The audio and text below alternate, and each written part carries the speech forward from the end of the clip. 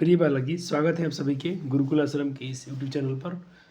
और प्यारे बालक जी, आपका आज जो लेक्चर देख रहे होंगे आपको दिख रहा होगा, और इन्वायरमेंट की बात हो रही है यहाँ पर। और इन्वायरमेंट यानी हमारा पर्यावरण। और ये बायोलॉजी का दृष्टि से देखा जाए तो ये लास्ट चैप्टर है, लेकिन इसके बाद एक और चैप्टर बच जाते हैं अपने एनसीईआरटी के हिसाब में। देखो, बिहार बोर्ड ने अभी तक कोई सिलेबस रिड्यूस नहीं किया है, कोई चैप्टर काटा नहीं है।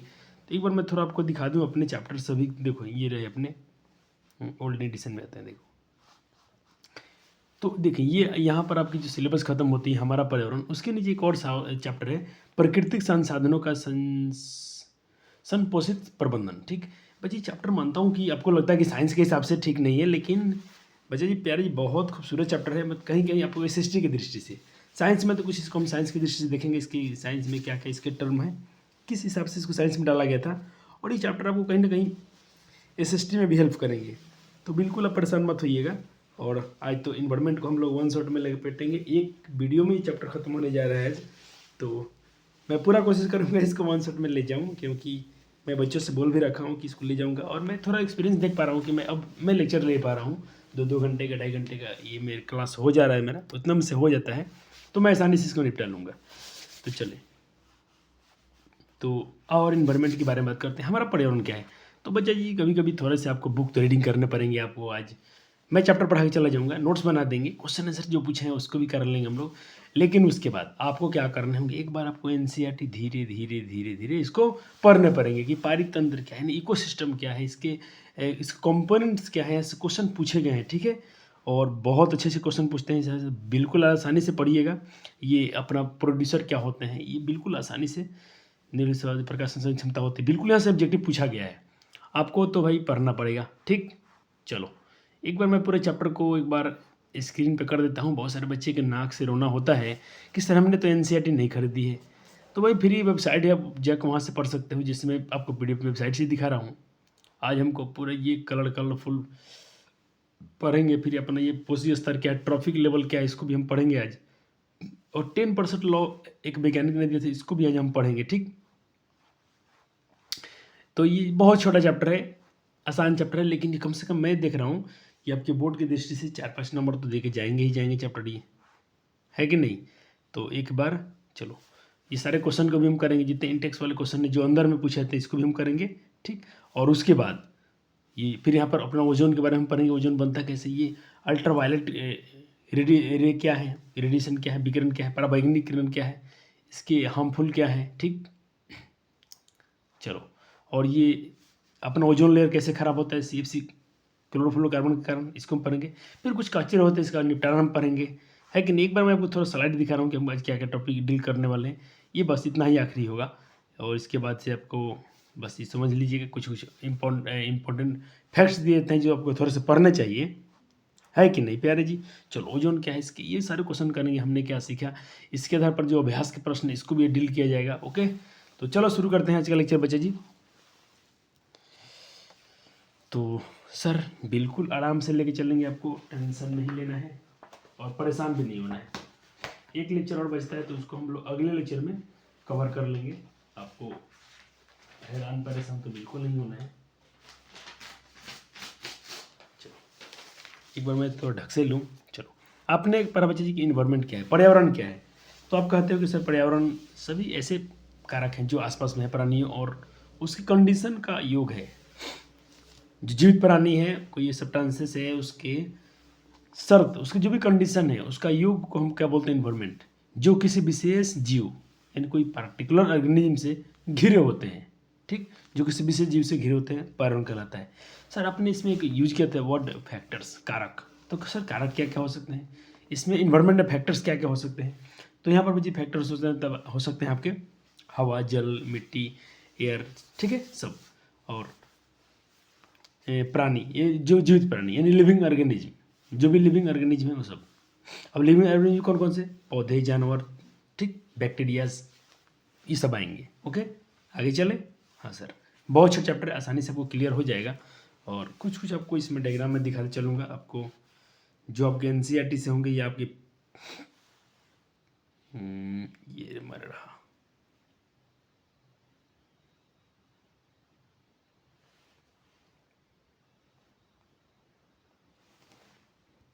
तो ये रहा प्यारे जी आपका प्यारा प्यारा इन्वायरमेंट। थोड़ा इन्वायरमेंट देख ले क्या है, आप देख रहे हैं पर सन है, लाइट है, वाटर है, जीव्स हैं, यहाँ पर बहुत सारे जीव हैं, फंजाई हैं, बैक्टीरिया है, सब पंछी उक्षी सभी दिख रहे हैं, सब कुछ ये घिरा जो आवरण दिख रहा है आपका, ये आपका इन्वायरमेंट है। ओके सर, क्या चित्र बनाएंगे आपकी मर्जी बच्चे, थोड़ा देख लीजिएगा, समय के अनुसार करना है तो थोड़ा सा बैकग्राउंड बायो में तो डायग्राम बनता है तो अच्छा लगता है, थोड़ा कलरफुल नोट होता है, लेकिन हमको थोड़ा समय पर भी ध्यान देना है क्योंकि हम लोग बच्चे जी ऐसे चरण में आप पहुँचे हैं जहाँ से हम लोग का एग्ज़ाम बिल्कुल करीब में है। ठीक है, चलो हमने देख लिया बच्चे जी अपना। अब हम बात करते हैं इकोसिस्टम के बारे में। पारिस्थितिक तंत्र, इसको हम लोग पारितंत्र भी बोलते हैं, दो नाम से इसको जानेंगे। एक तो पारितंत्र जो आपके एनसीईआरटी में दे लिखा है, इसको आप पारिस्थितिक तंत्र भी बोल सकते हो, कोई दिक्कत नहीं है, सेम चीज़ है। मैंने आपको डायग्राम दिखा दिया बच्चे जी, उसको देख लीजिए, कर लेना है। मेरे जो ओरिजिनल नोट्स बनेगा, जो आपकी कृति दीदी बना रही है, जो भी बना रहे हैं मेरा बायोलॉजी के नोट्स वही बना रही हैं, तो ये तो उनको तो बनाना पड़ेगा। अपना जो नोट्स बनेगा उसमें तो डायग्राम रहेगा। पिछली बार क्या थोड़ा लेट थे हम, तो मैंने नहीं करवाया था, ये पिछले साल का नोट्स है, लेकिन इस बार जो बनेगा उसमें सब सारे डायग्राम रहेंगे। कोई देखे तो कहे वाह क्या बच्चा ने कितना परिश्रम किया है। और मैं कहता हूँ जो बच्चे ने इतने सारे डायग्राम देख लिए, चित्र बता सब कुछ कहता है। आपसे मैंने बोला इन्वायरमेंट क्या है, एक नज़र आपको इसको देखने से एहसास हो जाता है कि ये आपका इन्वायरमेंट है, जहाँ पर बहुत सारे जीव देख रहे हैं, जीवित प्राणी हैं, पेड़ पौधे हैं, बैक्टीरिया हैं, एल्गी हैं, मतलब और इसमें कुछ प्रोकैरियोटिक यूकैरियोटिक बहुत सारे ऑर्गेनिज्म को आप देख पा रहे हैं। इन सबको आप बोल सकते हैं कि आपका ये इन्वायरमेंट है। ओके चलो, तो आपका सर पारितंत्र क्या है, इकोसिस्टम का इंग्लिश में अच्छा रहता है इकोसिस्टम, हिंदी में आप क्या बोलोगे, पारितंत्र या पारिस्थितिक तंत्र बोलिएगा, जो आपको जमता है। क्या है इकोसिस्टम? तो इकोसिस्टम कहते हैं बच्चे जी कि पारिस्थितिक तंत्र एक पारिस्थितिक तंत्रण की प्रणाली है, एक भौगोलिक क्षेत्र है जिसमें विशिष्ट जैविक समुदाय, एक विशिष्ट जैविक समुदाय अर्थात जिसको हम बोलेंगे बायोटिक कम्युनिटी, यहाँ पर लिखे हैं बायोटिक कम्युनिटी, समुदाय और उसके भौतिक कारक जो उसके फिजिकल फैक्टर्स होते हैं शामिल होते हैं, दोनों और उनके बीच पदार्थों का आदान प्रदान करते हैं। ये क्या कहलाता है, पारिस्थितिकी तंत्र कहलाता है। सर थोड़ा सा अटपटा सा रह गया, क्या डिफिनेशन समझ में नहीं आ रहा है। मैंने कहा बच्चा जी कोई मतलब इसमें जो भी जीव होंगे जिनके भौतिक कारण होंगे, विशिष्ट एक जैविक समुदाय होगा जिनके बीच भौतिक उनके जो भौतिक कारक भी शामिल होंगे और दोनों के बीच जो होगा, दोनों के बीच पदार्थों का आदान प्रदान होगा, यानी कुछ खाने पीने के सामान जो भी होंगे एक दूसरे से जाते रहेंगे। ये पारिस्थितिक तंत्र है। जैसे मैंने बोला घास को किसने खाया, टिड्डे ने खाया, तो घास से कुछ टिड्डे खा रहे, घास को कहाँ से मिल रहा है, फोटोसिंथेसिस लाइट मिल रहा है ऊपर से, सूर्य के प्रकाश से मिल रहा है, फिर उसको मिट्टी से क्या मिल रहा है, बहुत सारे, तो ये कुछ ना कुछ आपस में जो आदान प्रदान होता है, ये इसको हम बोलते हैं इकोसिस्टम। क्या बोलते हैं, इकोसिस्टम। ठीक, चलो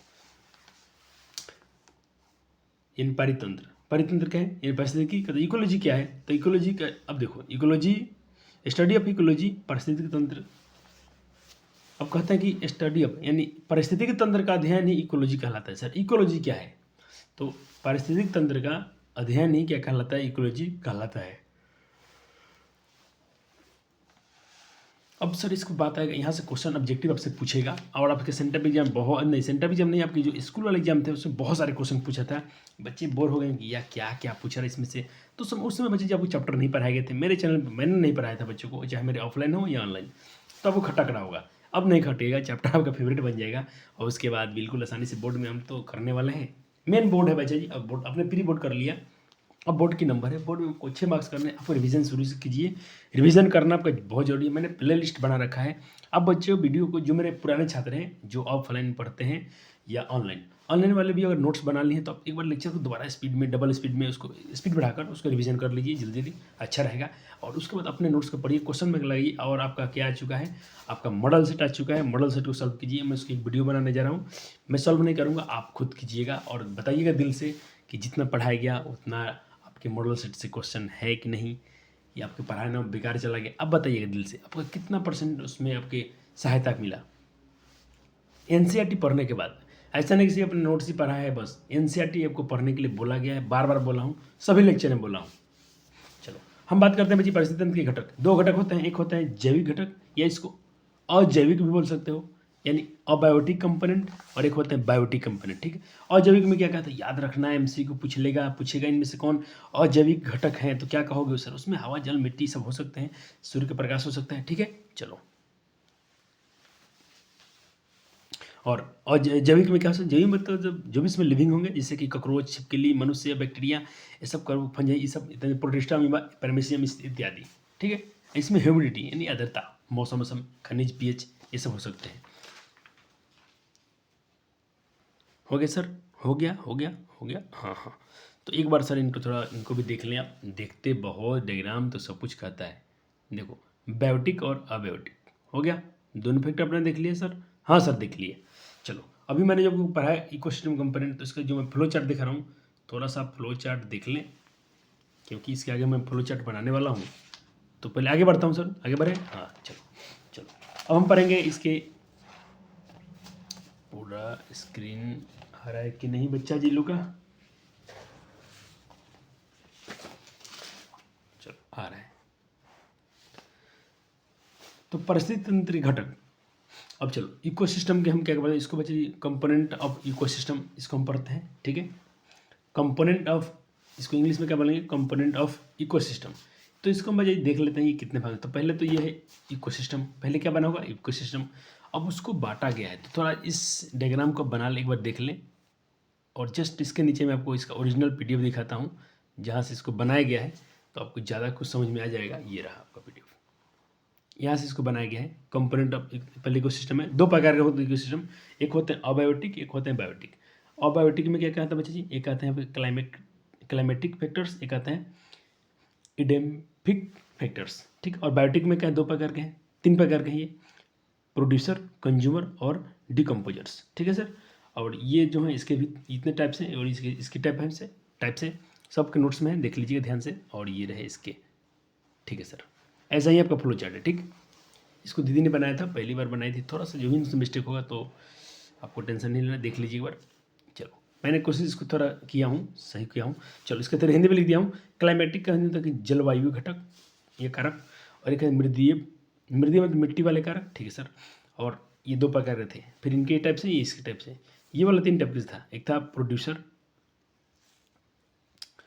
यानी उत्पादक, इसमें सिर्फ निर्माता या उत्पादक कर सकते, उत्पादक का हो अच्छा रहेगा। ये कंज्यूमर, उपभोक्ता, खाने वाले, और एक अपघटक जो उसको तोड़ने वाले, जो भी सब सामान मिट्टी में मिलता है, सड़ता है, गलता है, उसको तोड़ने वाले डिकम्पोजर होते हैं। ठीक है सर, और वो क्या होते हैं? मृतपोषी होते हैं। आपने मृतपोषी क्या है, स्वपोषी क्या है, अब बिल्कुल इसको चैप्टर लाइफ प्रोसेस में पढ़ के आए हो, तो बिल्कुल यहाँ क्वेश्चन करना बनता ही नहीं है, सिर्फ रिविज़न बनता है। चलो, अब इसके देखें, हमने पढ़ा जो इसमें जो आपके कंज्यूमर्स हैं बच्चे जी, ये वाले कंज्यूमर्स जो होते हैं, ये वाले, इसके टाइप्स कितने हैं बच्चे जी? इसके टाइप हैं प्राथमिक उपभोक्ता, द्वितीय उपभोक्ता, तृतीय और चतुर्थ। ठीक है, primary consumer, secondary consumer, tertiary consumer, और एक है क्वाटरनरी कंज्यूमर।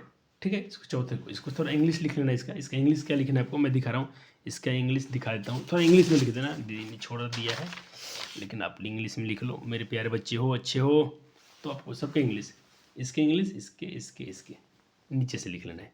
प्राइमरी मतलब प्राथमिक, सेकेंडरी में द्वितीयक, टर्शियरी मतलब तीसरा, और क्वाट्रेनरी मतलब चतुर्थ। ये चार उत्पादक हम हैं। ठीक है, चारों का इंग्लिश इसके नीचे लिख लेना। ठीक है सर, खूबसूरत, बहुत सुंदर। चलो, अब हम पढ़ेंगे सबको थोड़ा थोड़ा। तो अपने पढ़ा सर इसमें उत्पादक के बारे में, प्रोड्यूसर के बारे में, कि प्रोड्यूसर क्या है। हम बात कर रहे हैं बच्चे जी किसकी? प्रोड्यूसर की, उत्पादक की। सर प्रोड्यूसर मतलब नाम से ही मतलब है प्रोड्यूसर, प्रोड्यूस करने वाले, उत्पन्न करने वाले, उत्पादन करने वाले। उत्पादन करने वाले कौन कौन होते हैं बच्चे जी?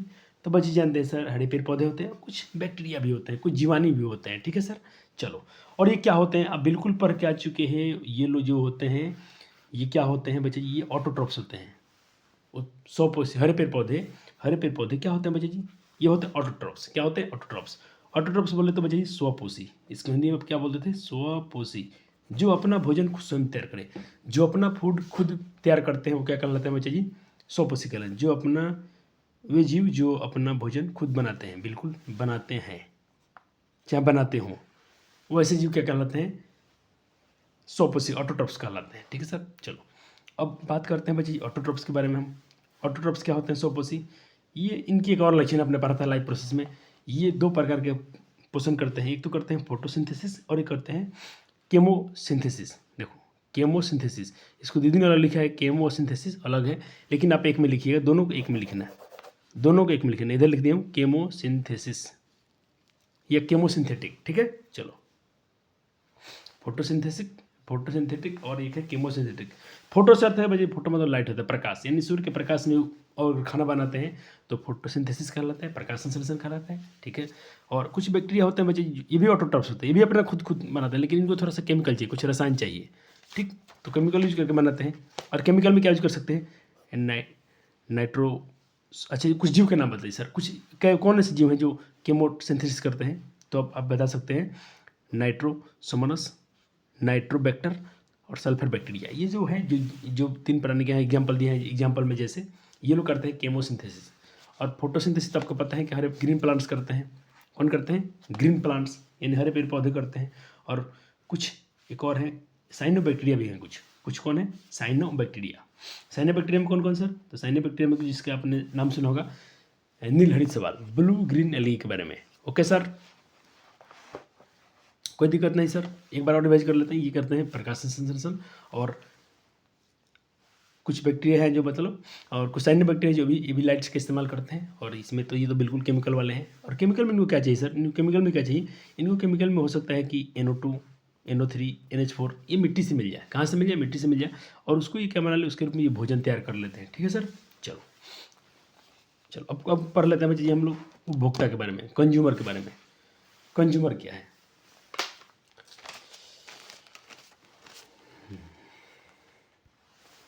तो आप इनको कहते हैं कि कंज्यूमर क्या होता है बच्चे।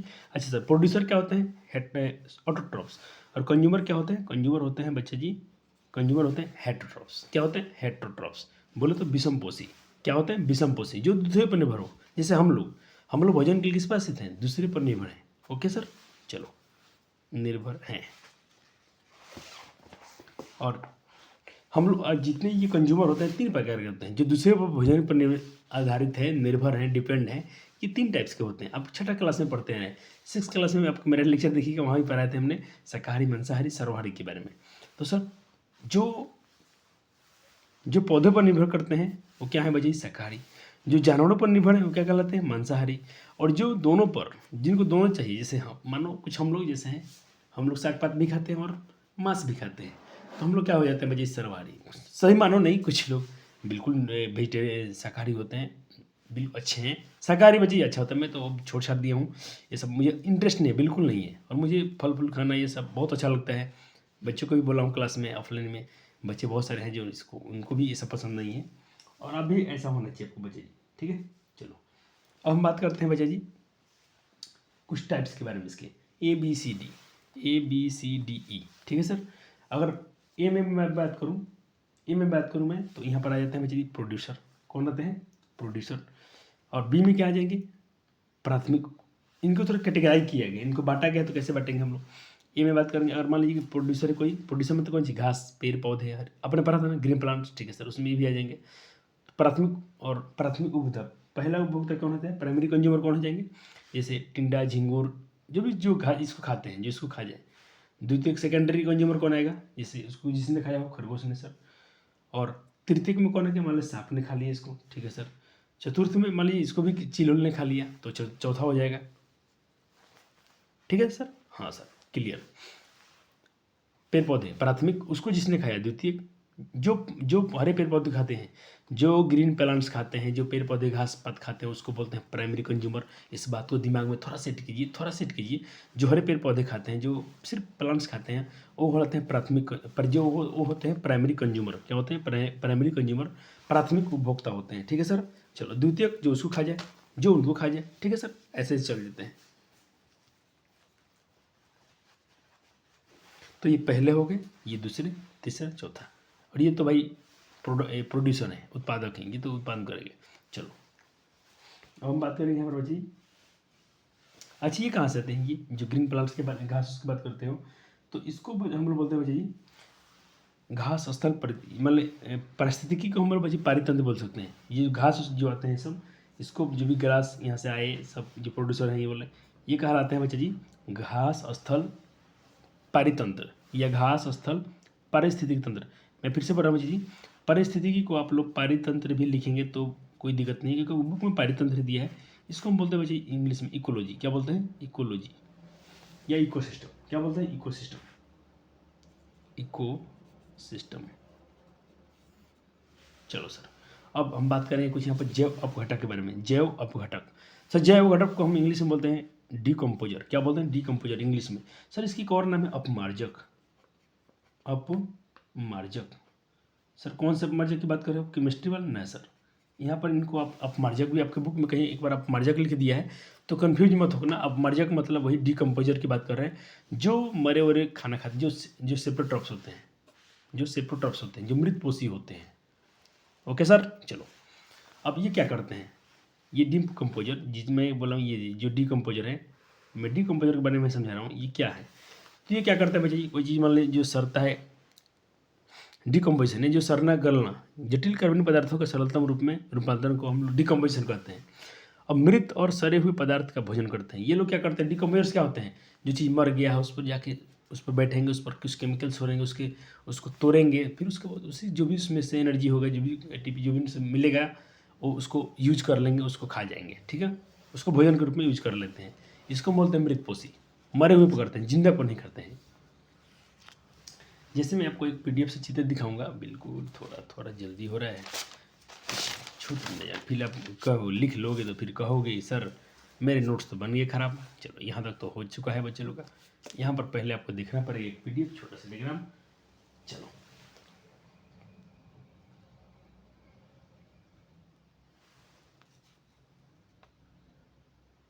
चलो आपको दो चीज़ देखो, ये आपको चित्र बनाना तो बना लीजिएगा, थोड़ा सा बेहतर दिखेगा।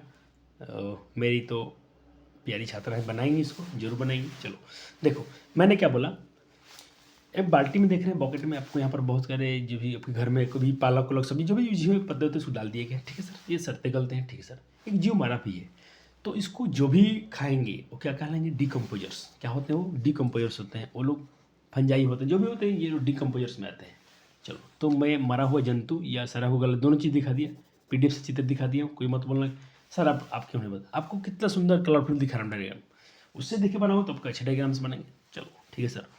अब देखो, जो मरे हुए जंतु हैं, सड़ी हुई चीज़ है, उसको उसमें क्या होते हैं? उसमें होते हैं कुछ मिनरल्स। उसमें क्या होते हैं? मिनरल्स। एंड मिनरल्स मतलब उसमें कुछ खनिज पदार्थ होते हैं। क्या क्या? जैसे कैल्शियम, आयरन, सोडियम, नाइट्रोजन उसमें होते हैं, हर इंसान में, हर जीव में। अब चलो, और उसको क्या करेंगे? डिम्पोजर, उसको बैठेंगे, उसको फिट करेंगे, उसको तोड़ेंगे। तोड़ेंगे तो क्या होगा? उसको जितने सब मिनरल्स है कहाँ मिल जाएंगे? मिट्टी में अंदर चले जाएंगे। क्योंकि देखना बच्चे, आज आप देखते हो, आज आपको ये सब दिखेगा। कोई भी जीव देखा, अपने चूहा मरा हुआ देखा, कोई भी दिखा, क्या वो 10 दिन 12 दिन तक दिखता है? क्या नहीं सर, कहाँ चले गए? उसको डिकम्पोजर आया, उसके ऊपर बैठे जो फंजाई होते हैं, उसको क्या किए? पूरे तोड़ ताड़ के उसको मिट्टी के अंदर जितने उसके शरीर में मिनरल्स थे सबको मिट्टी में मिला दिए। तो कहने के बाद जो भी उसके पास एनर्जी था, मिनरल्स थे, खनिज था, सब कहाँ चला गया? मिट्टी के अंदर चला गया। यानी मिट्टी को फिर से मिल गया, धरती माँ को फिर से मिल गया। फिर वहाँ पौधे जमेंगे, फिर उससे पौधे क्या करेंगे? उसी जो भी नाइट्रोजन है, कैल्शियम है, आयरन है, उसके लवण है, फिर उसको मिट्टी, फिर उससे पेड़ पौधे यूज कर लेंगे। फिर पेड़ पौधे कौन खाएगा? फिर कोई जीव खाएगा, फिर मरेगा, फिर उसको डिकम्पोज। ओहो, इसका मतलब मैंने देख रहा हूँ सर, ऊर्जा का जो प्रवाह है चलते जा रहा है, चलते जा रहा है सर। ओके, बढ़ूँ कि नहीं बढ़ूँ? अरे छोटा टॉपिक है सर, बढ़ने दीजिए हमको। वन शॉट लेक्चर है तो आपको बहुत फ़ायदा मिलेगा, एक ही लेक्चर में काम तमाम। चलो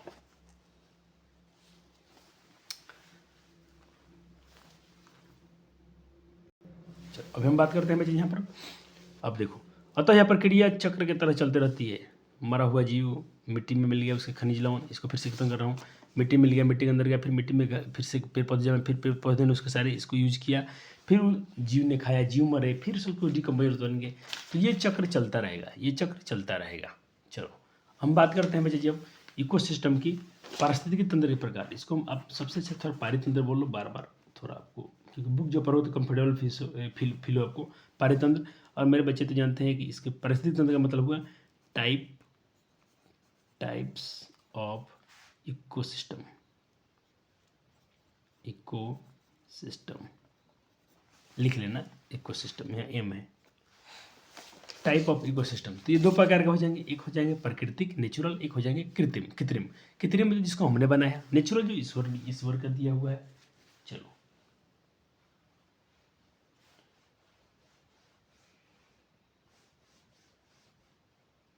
चलो, तो नेचुरल में क्या है भाई? नेचुरल दो प्रकार के हो जाएंगे, एक हो जाएंगे स्थलीय पारिस्थितिकी तंत्र और एक हो जाएंगे जलीय। आप इसको इकोसिस्टम बोल सकते हैं। एक हो जाएंगे नेचुरल इकोसिस्टम और एक हो जाएंगे आर्टिफिशियल, जानते हो। चलो सर, और ये कृत्रिम फ्लो चार्ट बन गया, इसको बना लीजिए। चलो सर, अब कृत्रिम में देख लो, जैसे कृषि क्षेत्र, यहाँ पर कुछ गार्डन बनाए हम लोग। मछली घर देखा, जिसमें मछली दुकान पे, होटल मुझे कहीं भी अच्छी से दुकान पर देखा हो जहाँ पर वो लोग एक्वेटिक प्लांट रखते हैं, उसको क्या बोलते हैं? मछली घर क्या बोलते हैं? एक्वेरियम। क्या बोलते हैं? एक्वेरियम। मछली घर को इंग्लिश में क्या बोलते हैं? AQUA, aquarium, RIUM, aquarium. Aquarium मतलब कहता है मछली घर, आपने बिल्कुल देखा होगा इसको। चलो सर, हो गया। चलो अब थोड़ा इनके डेफिनेशन लिख लेते हैं।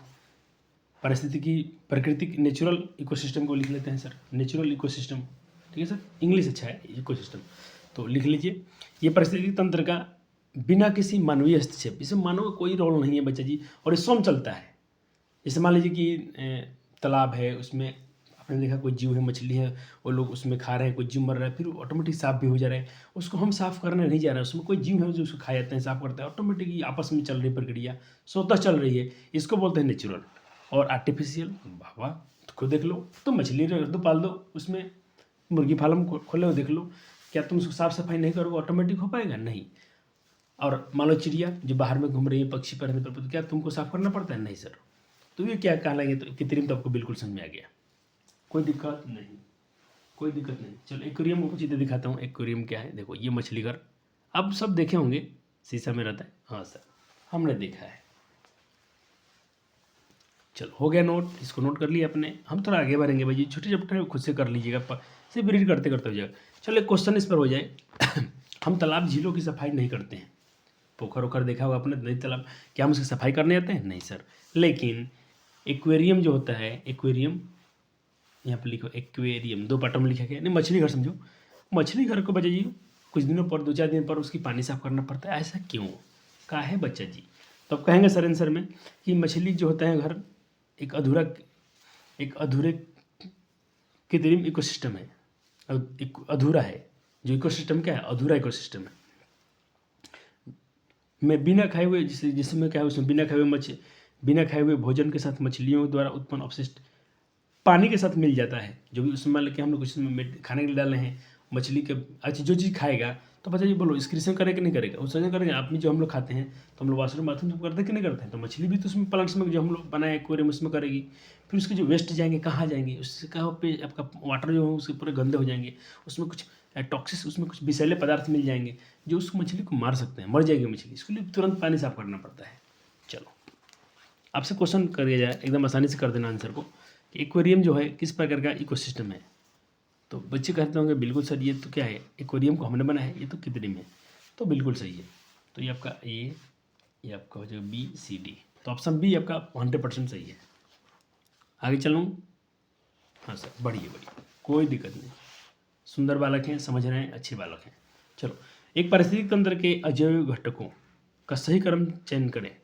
अजैव घटक होने चाहिए और सही क्रम होना चाहिए। अजैव मतलब सर देखिए, बायोटिक और बायोटिक आपको पढ़ा दिया गया है। अजैव में क्या कहता है बच्चे जी? तापमान और pH, बिल्कुल यही सही है। चलो देखो, मिट्टी, जीवाणु, कवक। अब जिसमें जीवाणु है, ये तो बैक्टीरिया, ये तो हो गए, क्या हो गए, ये तो जैविक हो गए, अजैविक नहीं है, ठीक है। पशु तो जैविक है, यही सही हो जाएगा। चलो अब अगला प्रश्न है कि प्रत्येक खाद्य श्रृंखला, तो बच्चे ये क्वेश्चन थोड़ा आपको टफ लग गया होगा कि खाद्य श्रृंखला अभी तो आपको पढ़ाया नहीं गया सर, इसमें से क्वेश्चन आ गए। कोई बात नहीं, अभी इसका आंसर हम करा देते हैं, अभी आपको थोड़ा मालूम चल जाएगा। अभी थोड़ा जस्ट हम पढ़ने वाले हैं, क्योंकि वन शॉट लेक्चर है, आज सब कुछ खलास हो जाएगा। तो देखो, खाद्य श्रृंखला क्या होता है? खाद्य श्रृंखला में क्या होता है? मान लो घास है, घास को किसने खाया? हिरण ने। हिरण किसने खाया? बाघ ने। इसको हम बोलते हैं आहार श्रृंखला, फूड चेन। क्या बोलते हैं इसको? इंग्लिश में बोलते हैं food chain, CHAN, food chain मतलब खाद्य श्रृंखला, आहार श्रृंखला। इसका एक और नाम है आहार श्रृंखला। तो इसका ऑप्शन बी हो जाएगा। कहता कि मैं हरे पौधे क्या होते हैं, मैं थोड़ा बता कि जो भी हरे प्राणी होते हैं वो क्या होते हैं बच्ची? वो उत्पादक होते हैं। क्या होते हैं? उत्पादक होते हैं, प्रोड्यूसर होते हैं। कहता पर्यावरण में अजैविक घटकों के साथ सभी क्षेत्रों को परस्पर क्रिया करने की करने वाले जीव क्या कहलाते हैं? तो कहलाते हैं बच्चे जी पारितंत्र। क्या कहलाते हैं? पारितंत्र। इकोसिस्टम का अजैविक या निर्मित घटक कौन सा है? अजैविक या निर्जीव घटक कौन सा है?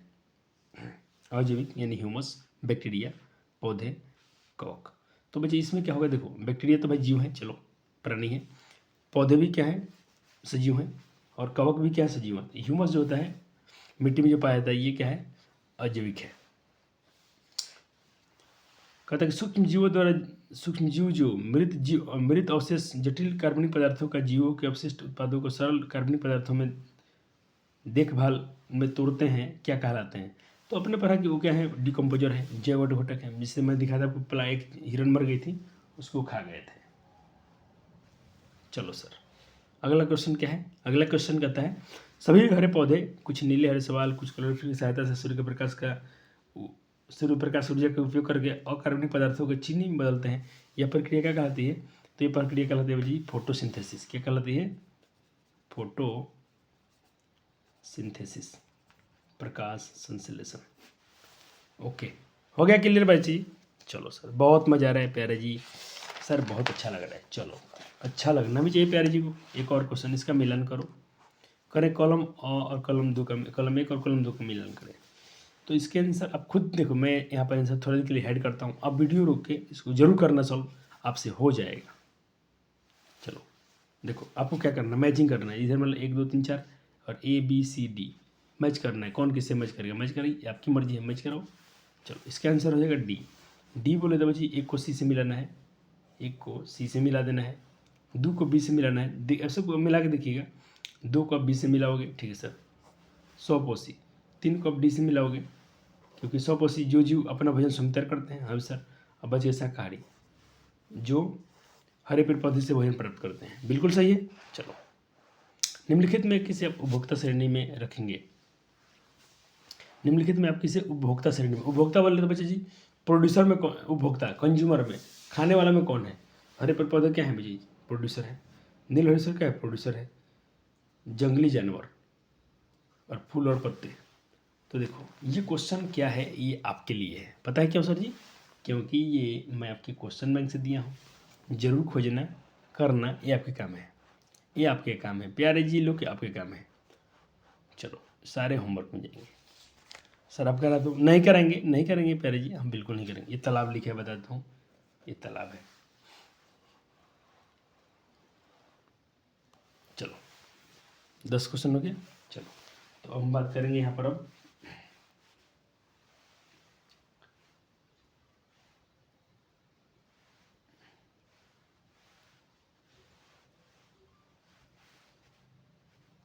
थोड़ा पानी पी लीजिए।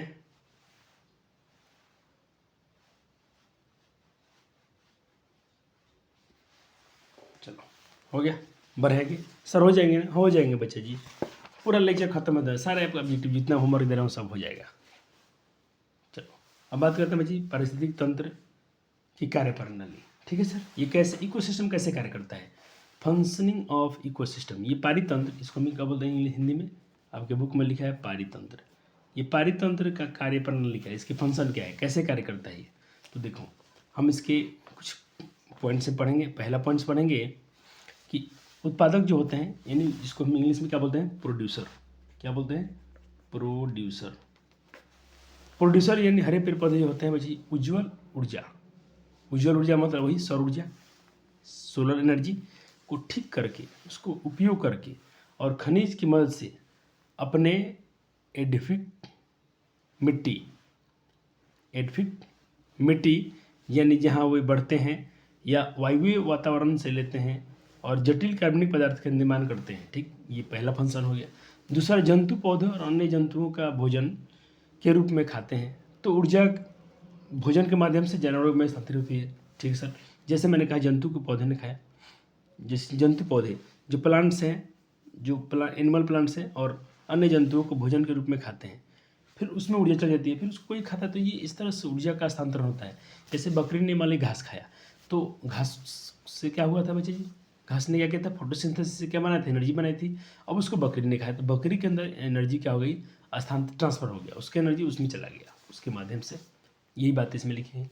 तीसरा पॉइंट, जब पौधे और जानवरों मर जाते हैं तब उनका आपको इस पर डिकम्पोजर आते हैं। इसको हम बिल्कुल पढ़ के आ चुके हैं, हम थोड़ा पहले पढ़ाए थे। अब वो सड़ते हैं, गलते हैं, उसको पूरा उस पर बैक्टीरिया जिसमें जो भी डिकम्पोजर रहते हैं उसे सड़ाते गलाते हैं, ठीक, और उसे विघटित करते हैं। और जितने उसमें के क्या बोलते हैं, जितने उसमें ये हैं मिनरल हैं, सारे कहाँ मिट्टी में मिल जाते हैं। जो भी कोई जीव मारा उसको पूरा डिकम्पोजर सड़ा, उसको गलाएंगे, कहीं उसको तोड़ेंगे छोटे छोटे पार्ट्स में, इस तरह मिट्टी में मिल जाएगा। तो और जल निकाय मिट्टी में चले जाएगा, फिर वापस से जल में मिट्टी में चला गया, फिर मिट्टी में से फिर पौधे उगेंगे, फिर उसको जीव खाएगा, फिर मरेगा, ऐसे काम चलते रहेंगे। तो मैं आपको यहाँ पर चित्र दिखाने वाला हूँ।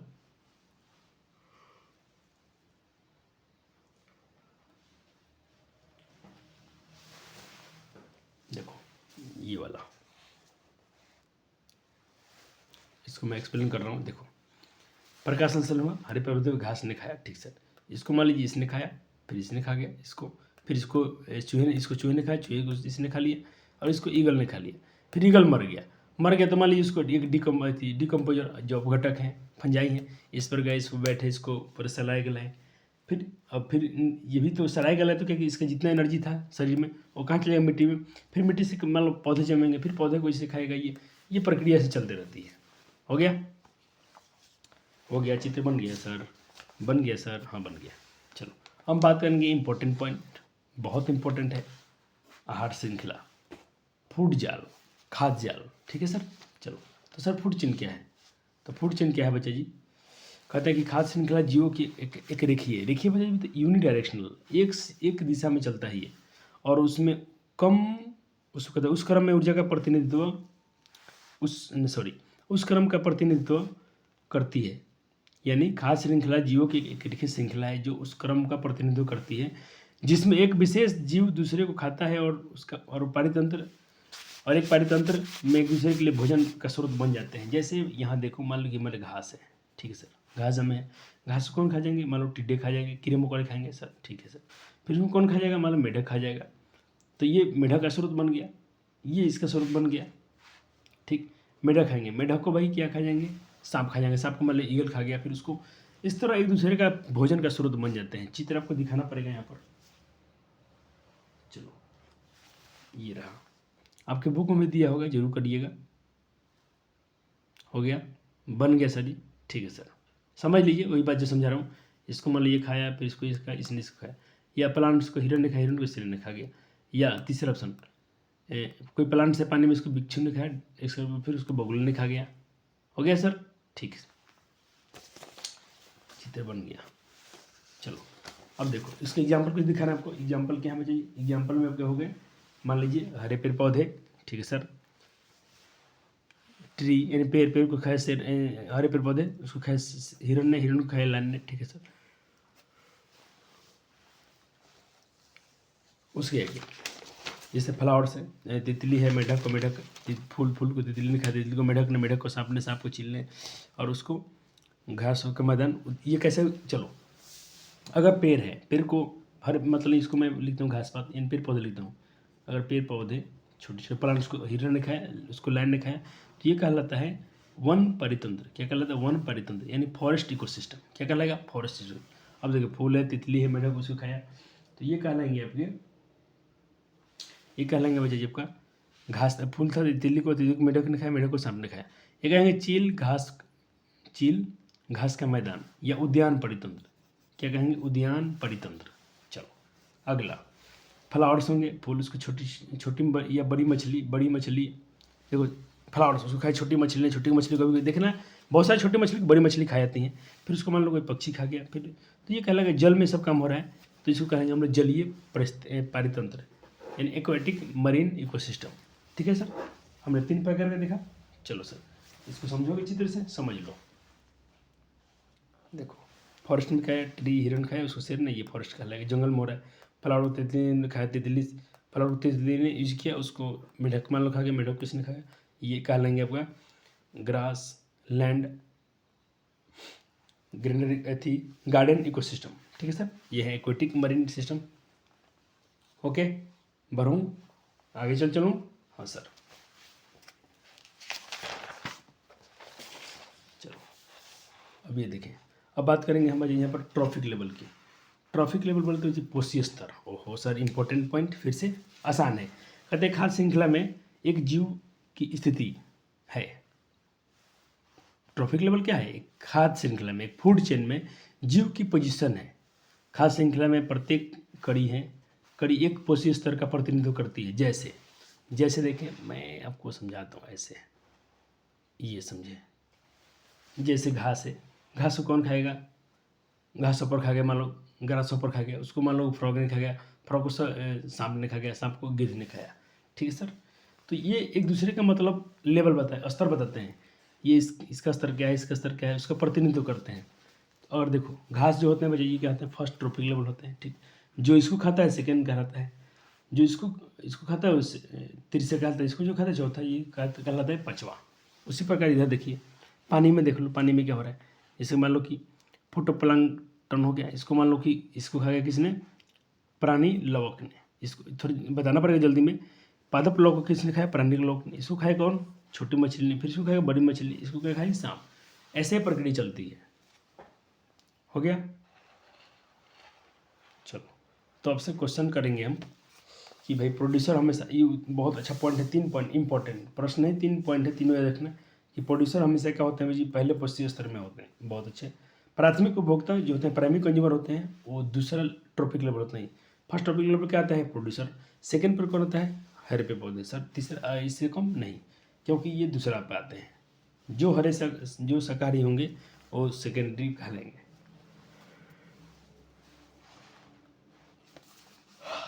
चलो अब ये देख ले, एक छोटा सा मतलब पेड़ पौधा पत्ता है, सनलाइट उसको पड़ा, सनलाइट को इसने क्या किया बजा जी? अपने उसको यांत्रिक में बदला। एक बात याद रखिएगा, सूर्य के प्रकाश का मात्र 1% पर भाग ही हरे पेड़ पौधे यूज कर पाते हैं। चलो अब हम बात करते हैं बजा जी ऊर्जा का ट्रांसफर। ये ऊर्जा एनर्जी जो होती है बच्चे, ये कैसे एक दूसरे में कितना कितना जाती है? आप हमसे आप में कितना गया, तुमसे आप अगले में कितना जाएगा? तो ये जाते हैं 10%। कितना जाते हैं? 10%। इसको बोलते हैं 10% का नियम, हम पढ़ेंगे यहाँ पर। हो गया सर। चलो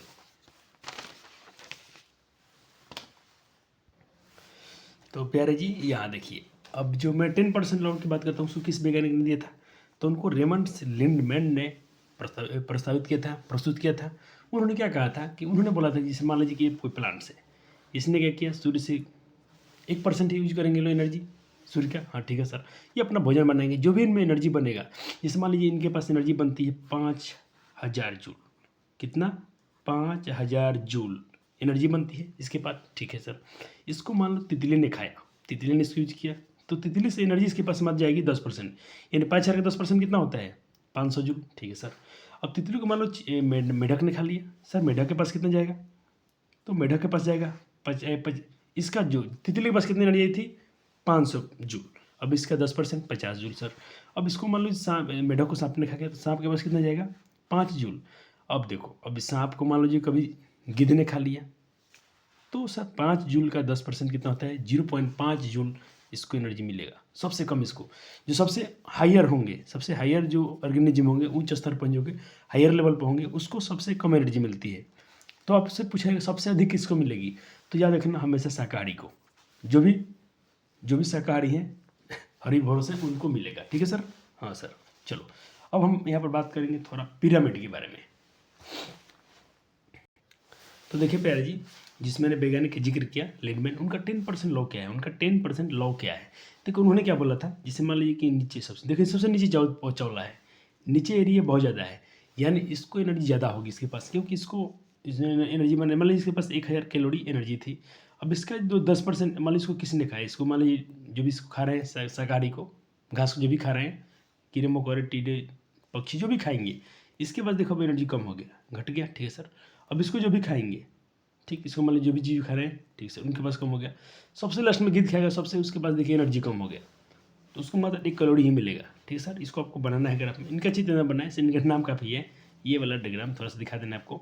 अब पक्षी का चित्र बनाना है तो उनका नाम भी लिख देंगे तो चलेगा, लेकिन ये आपको दिखाना है फ्लो। तो इसको बोलते हैं, देखो ये जो आकृति बन रही है इसको बोलते हैं पिरामिड। क्या बोलते हैं? पिरामिड। ये 2 प्रकार के होते हैं। अगर ऐसा होगा तो इसको बोलेंगे अपराइट पिरामिड, और इसको बोलेंगे इन्वर्टेड पिरामिड। तो मैं भी दिखाता हूँ, पिरामिड के चित्र बनाया हूँ इसमें नोट्स में। देखो पिरामिड इसमें है दो, ये है अपराइट पिरामिड सीधा खड़ा और ये है उल्टा, ठीक है सर। तो पिरामिड हमेशा क्या होता है भाई, सीधे ही होते हैं, ऐसा होता है। तो चित्र में आपको दिखाती हूँ, एनसीईआरटी में भी दिया है डायग्राम, ये डायग्राम आपके बुक में भी है, थोड़ा दिखाता हूँ बुक से आपको, बच्चों को बुक दिखाना जरूरी है। देखो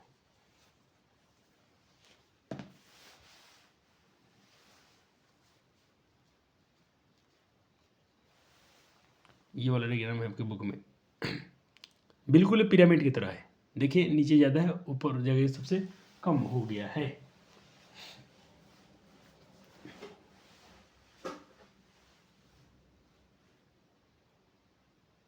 चलो अब हम बात करते हैं अगले, तो अब एक प्रश्न की बात कर लेते हैं यहाँ पर।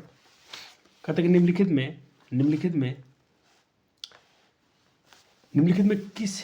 खाद्य श्रृंखला में घास टिड्डे को 4000 जूल ऊर्जा मिली है। जो घास को जो टिड्डा ने खाया उसको क्या मिला है बच्चे जी, 4000 जूल मिला है। तो बताइए सांप को कितना मिलेगा। मान लीजिए टिड्डा है, इसको 4000 जूल मिला है, ठीक, इसको कितना मिला है 4000। तो पूछ रहा है सांप को कितना मिलेगा। अब देखो भाई वही 10%, इसका 10% इसमें जाएगा, 400 जूल मेढक ने खाया होगा, टिड्डा को मेढक को सांप ने खाया होगा, तो इसके पास 40 जूल, ठीक है सर। अच्छा ग्रास का पूछ लिया है तो ये कितना होगा, मान लीजिए क्वेश्चन में दिया इसका कितना हो जाएगा, तो 4000 का कितना हो जाएगा, 40,000 हो जाएगा ना, 1 2 3 40,000, ठीक है सर। चलो इसका आंसर क्या होगा, सांप को कितना मिलेगा, 40 जूल। अब देखो कितना आसानी से निकाल पाते हो ना सर, 10% लो, बहुत ईजी है। चलो सर ट्रॉफिक लेवल पढ़ लेते हैं। ट्रॉफिक लेवल सर क्या है, वही पोषी स्तर, मैं बोला था ना पोषी स्तर क्या होता है, जो सबसे जिसको जो पहले खाएगा उसको ज़्यादा एनर्जी मिलेगी। देखो पोषी स्तर क्या होता है, जैसे हम बात करते हैं इसको बोलते हैं ट्रॉफिक लेवल, टी है यहाँ पर, पोषी स्तर। नीचे क्या है, फर्स्ट पर क्या होते हैं, प्रोड्यूसर होते हैं, फर्स्ट पर क्या होते हैं, प्रोड्यूसर होते हैं, उत्पादक होते हैं। तो उनको ज़्यादा, तो जो भी प्रोड्यूसर होते हैं, याद रखना जो भी प्रोड्यूसर होते हैं जिसको हम उत्पादक बोलते हैं, ये होते हैं फर्स्ट ट्रॉफिक लेवल पर, ठीक। इनको जो खाएगा वो शाकाहारी होगा, इनको जो खाएगा वो क्या होगा, जो इसको जो खाएगा वो सेकेंड पोषी स्तर होगा, और उसको बोलते हैं हम लोग प्राथमिक उपभोक्ता, क्या बोलते हैं, प्राइमरी कंज्यूमर, ठीक। इनको जो खाएगा सेकेंडरी कंज्यूमर, इनको जो खाएगा टर्शियरी तृतीयक, इसको जो खाएगा चौथा, इसको जो खाएगा पांचवा। यानी देखना अब एनर्जी तो भाई इसको जो 10% इसमें जाएगा, इसका 10% इसमें जाएगा, इसके लास्ट वाला जो भी शीर्ष पर होगा, जो भी टॉप पर होगा, टॉप पे जो भी लाइन्स हैं इनको सबसे कम मिलती है, सबसे कम मिलती है, ठीक। अच्छा बच्चे ये मैं यहाँ पर दिखाया हूँ अपघटक, जैव अपघटक कौन है, जैव अपघटक यानी डिकम्पोजर, जिसको हम लोग क्या बोलते हैं, अपमार्जक। ये लोग क्या करते हैं, इनको तो बच्चा जी किसी को भी खा सकते हैं, ये फर्स्ट को भी खाते हैं, सेकेंड वाले को भी खा सकते हैं, ये किसी को भी खा सकते हैं। इनको भाई किसी से भी एनर्जी मिल सकती है, किसी को भी इनका काम है तोड़ना, फिर उसको जो भी एनर्जी होंगे मिट्टी में फिर से मिला देना, फिर मिट्टी से पेड़ पौधे जमेंगे, फिर उसको कोई खाएगा, फिर खाओ, यह श्रृंखला तो चलती ही रहेगी। तो पीडीएफ से दिखाना था तो पीडीएफ से भी दिखा देता हूँ आपको, क्योंकि पीडीएफ में कुछ जीव जंतुओं का जिक्र है। यहाँ पर जो नाम लिख दिया हूँ ना, इनका यहाँ पर चित्र दिखाता हूँ। चलो ये देखें, ये रहा। आपने क्या सीखा, प्लांट से मान लो खरगोश ने खाया हो, इसने खाया हो, इसको मान लो मछली ने खाया, सॉरी ये प्लांट्स वाले हैं, ठीक है सर। ये सेकंड में ये आते हैं ट्रॉफिक में, ये कर्निवोरस में कुछ भी आता है, मेढक, छिपकली, मछली। चौथे में आता है सेकंड, ये सेकेंडरी कर्निवोरस में कौन आ सकता है, सांप, सियारवर, और इसमें लायन, चीता, बाघ से ये सब आते हैं, ठीक है सर। तो इनको बनाना ही कल देख लीजिए, आपने नाम तो लिख दिया ना, नाम तो लिखते ही आपको दिमाग में याद ही आ ही जाएगा। ग्रीन प्लांट्स यानी हरे पेड़ पौधे, हरे पेड़ पौधे। चलो आगे,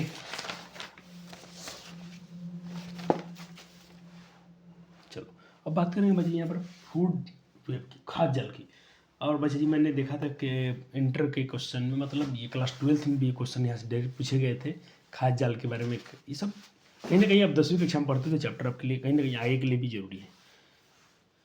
फूड वेब, खाद्य जाल या आहार जाल क्या है। तो देखो खाद्य जाल पारितंत्र का इकोसिस्टम में संचालित परस्पर आहार श्रृंखलाओं का एक नेटवर्क है, ठीक है सर।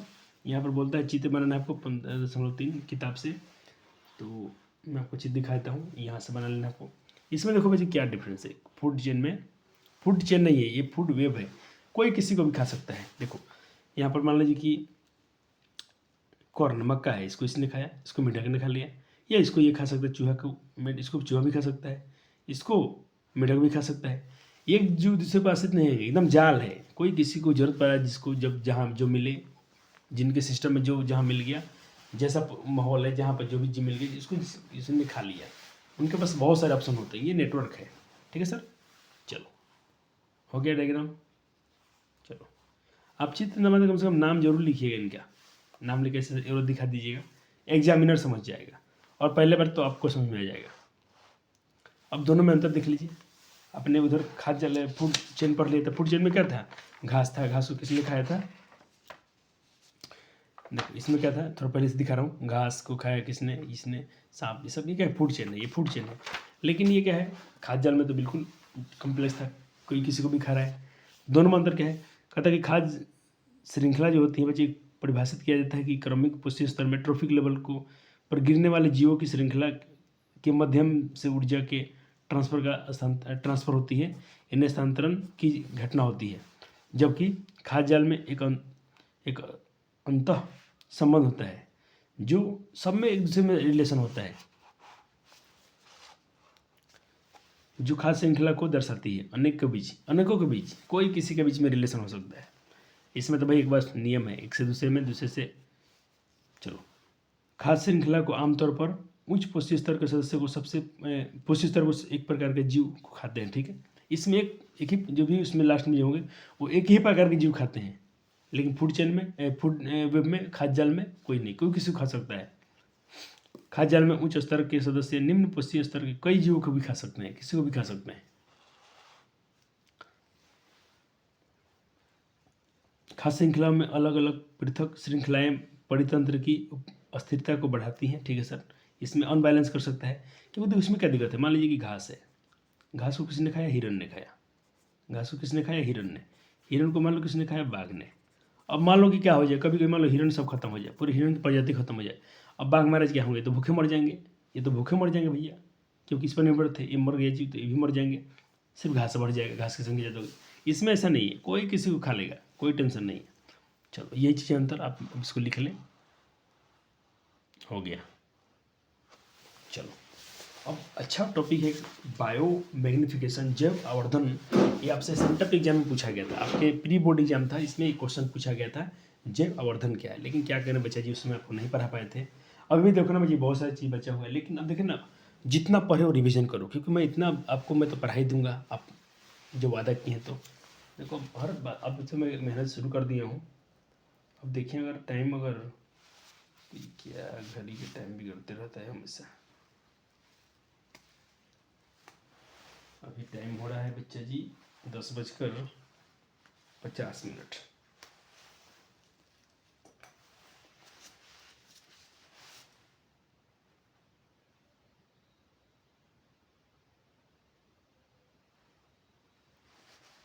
देखें अभी टाइम हो रही है बच्चा जी 10:50 हो रहा है रात्रि के। लेकिन काम चलेगा आपके लिए, होता रहेगा, आपका ड्यूटी के बच्चे जी। अभी लेक्चर देखें, अब थोड़ा सा अगर जीवन से, अब माँ से, पापा से, थोड़ा सा जो भी आपके पास सेल फोन होगा, मोबाइल, थोड़ा उनसे लेकर लेक्चर रात में भी थोड़ा अटेंड कीजिएगा, क्योंकि ज़रूरी है। अब थोड़ा आपको, आपने, मेरे पास ऑफलाइन तो व्यवस्था है बच्चों के लिए, करता हूँ। अब थोड़ा घर पे भी करें तो और ज़्यादा जल्दी हो जाएगा सिलेबस आपका, और आप रिविज़न तो साथ में कीजिए। इस चैप्टर तो कम से कम तो आपको अभी का भी करना है। चलो हम बात करते हैं जैव आवर्धन के बारे में, मैग्निफिकेशन के बारे में। तो जैव आवर्धन क्या है, ठीक है बच्चा जी। चलो, तो जैव आवर्धन कहता है कि जीवों के शरीर के ऊतकों, घटकों होना चाहिए ना, ऊतकों में एक बार पढ़ता हूँ, increase concentration toxin the non violent substances in the body tissue. ठीक है, शरीर के ऊतकों, शरीर के ऊतकों में विषाक्त पदार्थों का नॉन बी बायोडिग्रेडेबल, इसका होते हैं नॉन, इसका होता है अजैव निम्नीकरणीय, आपने इसके भूगोल में नाम बहुत सुना होगा। ठीक, जिसको जो जल्दी खत्म ना होता हो। कहता कि भाई ये क्या है, विषाक्त। इसमें देखो उसमें क्या था, फूड चेन में क्या था, उसमें एनर्जी जा रही थी, आपको 10% उसमें 10% उसमें, धीरे धीरे कम हो रहा था। इसमें फैलता है, इसमें उसका जो विषाक्त है, टॉक्सिन है, जहर है, पॉइजन है, ये फैलते जाएगा। जैसे मान लो कि कहीं पर कोई जीव ने खाया, फिर उसको जिसने खाया तो उसमें जहर ज़्यादा जाएगा, फिर उसका पॉइजन उसमें अधिक जाएगा, फिर मान लो मनुष्य ने उसको खा गया तो मनुष्य में और जहर जल जाएगा, मनुष्य के शरीर में और विषाक्त बढ़ेगी। ये उल्टा होता है, फूड चेन के ये उल्टा होता है। पदार्थों का एकाग्रता में वृद्धि है, क्योंकि यह पोषी स्तर से अगले पोषी स्तर तक पहुंचता है।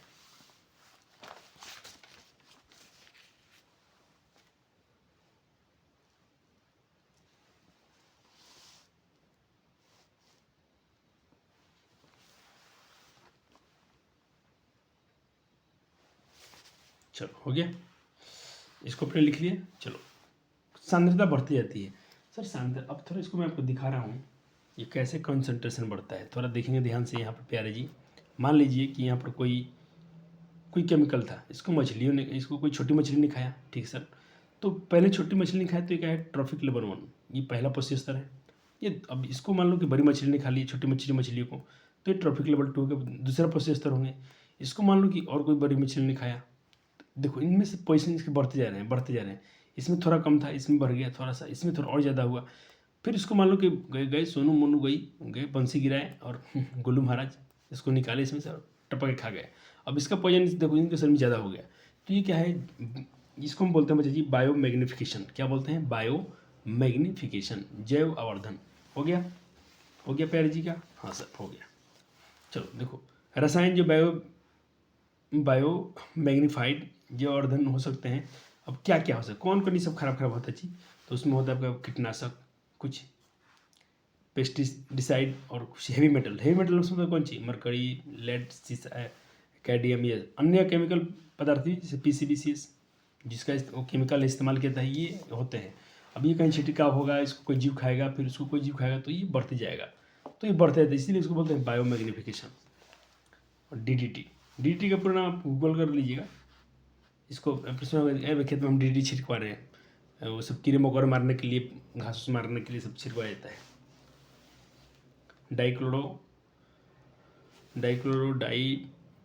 डाइफेनाइल ट्राइक्लोरोथेन, ठीक है सर, इतना बनना है, कोई बात नहीं।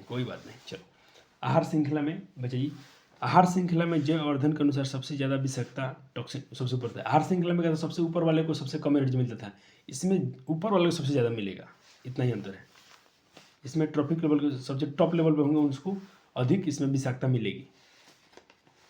10% नियम के अनुसार अधिक ऊर्जा, 10% में किसको अधिक ऊर्जा मिला था, पहले पर। जैसे मान लो घास को 4 एनर्जी जूल है, उसको जैसे जो भी कोई प्राणी खाएगा उसके पास ज़्यादा एनर्जी मिलेगा, फिर अगले में कम जाएगा, लेकिन इसमें अलग है। इसको आप ऐसे समझिए पिरामिड की तरह से, यहाँ जल्दी समझ में आएगा। यहाँ देखिए, मान लीजिए ये क्या है, टॉक्सिन है, ये टॉक्सिन है,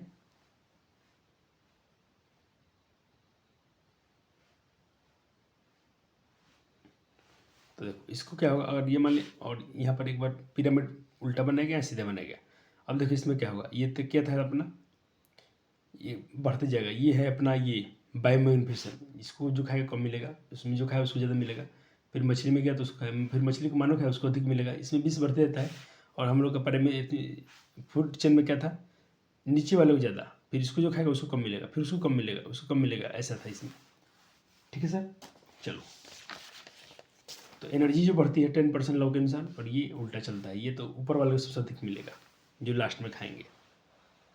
अगला पॉइंट अपना, खाद्य श्रृंखला या आहार जाल में ऊर्जा का प्रवाह सदैव एक दिवसीय होता है, ठीक है सर, एक डायरेक्शन में होता है। निम्न पोषीय स्तरों पर सामान्यतः अधिक समस्याओं में विशिष्ट उपस्थित होते हैं। सबसे अधिक संख्या उत्पादकों की होती है, ठीक है सर, सबसे अधिक प्रोड्यूसरों को मिलता है सर, जी बिल्कुल सही है। आहार श्रृंखला में आमतौर पर केवल 4 या 5 चरण होते हैं, क्योंकि लास्ट में कोई हो ही नहीं सकता है। 4-5 चरण के देखो, जैसे मान लो घास, इसको मान लो खाया किसने, बकरी।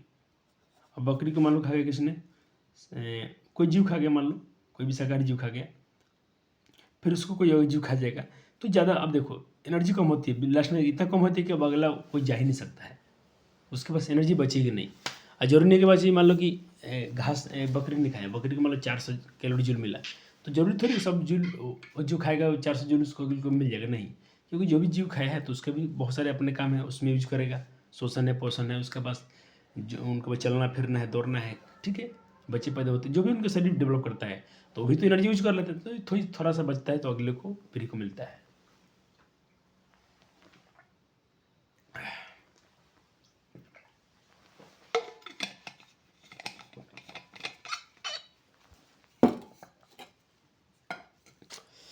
गर्म पानी रखिए बच्चा जी, गर्म पानी, और पीते रहिए थोड़ा थोड़ा, और पढ़ते रहिए। हम गर्दा उड़ा देना है। चलो सर, मैथमेटिक्स बना रहे हो कि नहीं बच्चे जी लोग? ओ प्यारे जी, मैथ बना रहे हो कि नहीं? सर बनाओ बनाओ बनाओ। प्ले लिस्ट तैयार कर दिया हूँ, प्ले लिस्ट सजा दिया हूँ।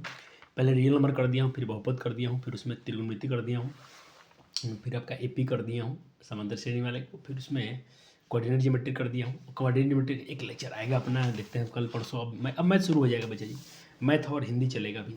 साइंस में सोचता हूँ एक लेक्चर और, थोड़ा जो पर्यावरण वाला चैप्टर बच गया उसको खत्म किया जाए, और एक लेक्चर फिजिक्स में। 2-3 लेक्चर आने ही आने हैं अभी साइंस में, तो साइंस आपका कंप्लीट हो जाएगा। ये दिसंबर तक अपना टारगेट है साइंस आपका फिनिश।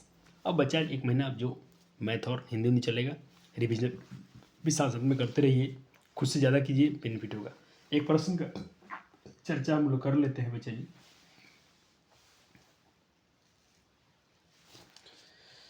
चलो, कहता है कि एक परितंत्र में, खाद्य जालों में, फूड चेन में 4 से 5 से अधिक पोषक स्तर क्यों नहीं हो सकते हैं? तो वही बात जो बताया आपको बच्चा जी कि लास्ट में एनर्जी बचेगा ही नहीं कि अब उसके आगे किसी को मिले। ठीक है सर, लिख लिया। चलो अब देखो, अब प्रश्न है तो करते चलिए। यदि किसी खास श्रृंखला में उत्पादक स्तर 100 जूल है तो द्वितीय को उपभोक्ता को कितना मिलेगा, सेकेंडरी को कितना मिलेगा? चलो, उत्पादक के पास इतना है। उत्पादक किसको बोलते हैं बच्ची? हरे पेड़ पौधे। मान लो ये हरे पेड़ पौधे हो गए, ग्रीन इनके पास है, उसको कौन खाएगा? प्राइमरी कंज्यूमर खाएगा, प्राथमिक उपभोक्ता। दूसरा उसको खाएगा, तो प्राइमरी को 100 का कितना जाएगा? 10 जूल। 10 का कितना जाएगा? 1 जूल। तो 1 जूल ही मिलेगा इसको, सेकेंडरी को 1 जूल मिलेगा। हाँ सर, सेकेंडरी ही पूछा है, 1 जूल मिलेगा उसको। 10% और लगा दीजिएगा। निम्नलिखित में कौन सा जीव जलीय आधार श्रृंखला में उत्पादक के रूप में कार्य करता है? ऑप्शन डी हो जाएगा इसका, यानी ए और बी दोनों, हाइड्रिला और पादप पलाव दोनों हो जाएंगे। चलो, ऊर्जा का पिरामिड सदैव होता है, सीधा होता है, आप देखें ना, ऑफराइट होता है। ऊर्जा में हमेशा सीधा होता है। अब कहता है कि प्राणी पलाव जो होते हैं और flagella, small fish, large fish, जलीय में पहला पोषी खाद्य स्तर का श्रृंखला को दर्शाया जाता है। तो ये क्या है जो आपने देखा था? मैं थोड़ा आपको दिखाता हूँ। 2 चीज़ दिखाई थी मैंने आपको, यहाँ देखिएगा। एक तो ये थे आपके ये वाले, और ये क्या था आपका पानी वाले, जैसे मछली उछली वाला था। तो ये पहले इसमें कौन होता है? पादप प्लव, यानी फाइटोप्लैंक्टन। तो इसका ऑप्शन यही हो जाएगा। जो क्वेश्चन फंसता है अपने नोट्स में जाइए, आपके नोट्स से बाहर क्वेश्चन नहीं दिए गए। कुछ क्वेश्चन है तो अभ्यास करते रहना आपको। कहते हैं पारितंत्र में खाद्य जाल जो होते हैं, फूड वेब्स, प्रमुख होते हैं क्योंकि क्या कारण है? तो ऑप्शन ए है यहाँ पर, उपभोक्ता एक ही खाद्य श्रृंखला में एक ही प्रकार के भोजन पर निर्भर होते हैं। ये बात सही है। खाद्य जाल में क्या होता है बच्चे जी? कहते हैं एक परितंत्र में खाद्य जाल प्रमुख होते हैं। खाद्य जाल प्रमुख क्यों होता है? क्योंकि एक उपभोक्ता एक ही खाद्य श्रृंखला में एक ही प्रकार के भोजन पर निर्भर होते हैं। ठीक है सर। और दूसरा ऑप्शन, खाद्य जाल को जोड़ने के लिए खाद्य श्रृंखलाओं को जोड़ने के लिए खाद्य जाल का निर्माण करते हैं। ऑप्शन सी का रहे, ये भी दोनों, ऑप्शन डी का रहे सभी। तो इसका ऑप्शन ए हो जाएगा। चलो अब देखो ये क्वेश्चन कहता है कि पौधे, पक्षी, शेरों, सांप, चींटियों में शामिल करने वाली खाद्य श्रृंखला में संभावित विभिन्न स्वपोषी स्तरों के सही क्रम का सुझाव दीजिए। सही क्रम क्या है? अरे भाई, पौधा को चींटी खाएगा? नहीं, चींटी, अरे ये गलत है। पौधा को चींटी खा जाएंगी, चींटी को पक्षी, पक्षी को सांप, सांप को शेर। चलो देखते हैं, चींटी को पक्षी खा जाएगी, पक्षी को शेर, पौधा तो नहीं खाएगा। पौधा को सांप खाएगा? नहीं। अरे ऑप्शन भी सही है। पौधा को मान लो कोई चिट्टियाँ उटिया कुछ भी, चिट्टियाँ मतलब कोई जीव जंतु छोटे मोटे खा सकते हैं, कीड़े मकोड़े, उसको पक्षी खा सकता है, पक्षी को सांप खा सकते हैं। अरे चींटी लगती है भाई, देखना कोई पर पता तो सब चींटी खा जाती है, जरूरी है, ये सही है। सही क्रम है, सही क्रम है, ये सही क्रम है। कहते खाद्य जाल क्या है? तो ऑप्शन ए हो जाएगा। मैं टिक पहले से कर दिया हूँ, ऑप्शन देख लेना एक बार, खुद से जरूर करना। ये तो अच्छा क्वेश्चन है, अपने पढ़ा भी था इसको। प्रकाश संश्लेषण प्रक्रिया में सही पेड़ पौधे को द्वारा अवशोषित सौर ऊर्जा का कितना प्रतिशत होता है? तो मात्र 1%। 1% ही इसको अवशोषित कर पाते हैं। निम्नलिखित में कौन जलीय आहार का श्रृंखला है? जल में कौन सा है? घास जल में नहीं, घास मछली मनुष्य, शैवाल जलीय कीट मछली, घास जलीय कीट मछली मनुष्य। ओहो, ये क्वेश्चन तो होमवर्क में जाएंगे बच्चा जी लोग। अब ये सब होमवर्क वाला क्वेश्चन है, जहाँ पर कुछ नहीं लिखा हूँ एकदम बिल्कुल आपके लिए छोड़ा गया है प्रैक्टिस के लिए। हो गया 10 नंबर।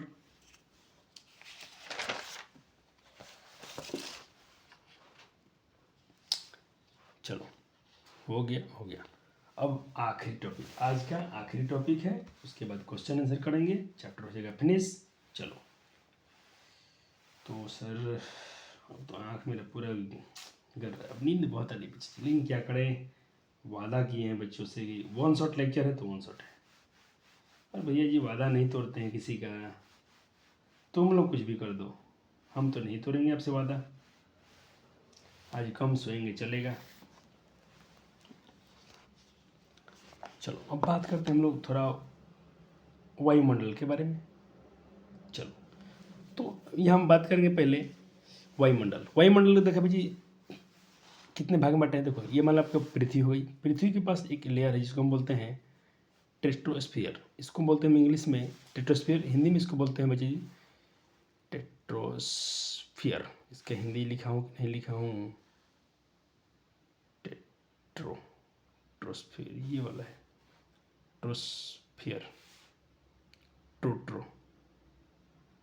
ट्रोस्फीयर है दिया है, ट्रोस्फीयर लिख दिया हूँ, ट्रोस्फीयर ये है क्षोभमंडल। ये क्या होता है भाई क्षोभमंडल, ये मतलब अपना अर्थ हो गया पृथ्वी हुई, उसके ऊपर वाला होता है भाई एस्टेट्रो, ये ट्रोपो होता है भाई ट्रोपोस्फीयर, ठीक है सर। ट्रोपोस्फीयर ये होता है एस्टेट्रोस्फीयर, ये होता है भाई जी मीजोस्फीयर, ये क्या होता है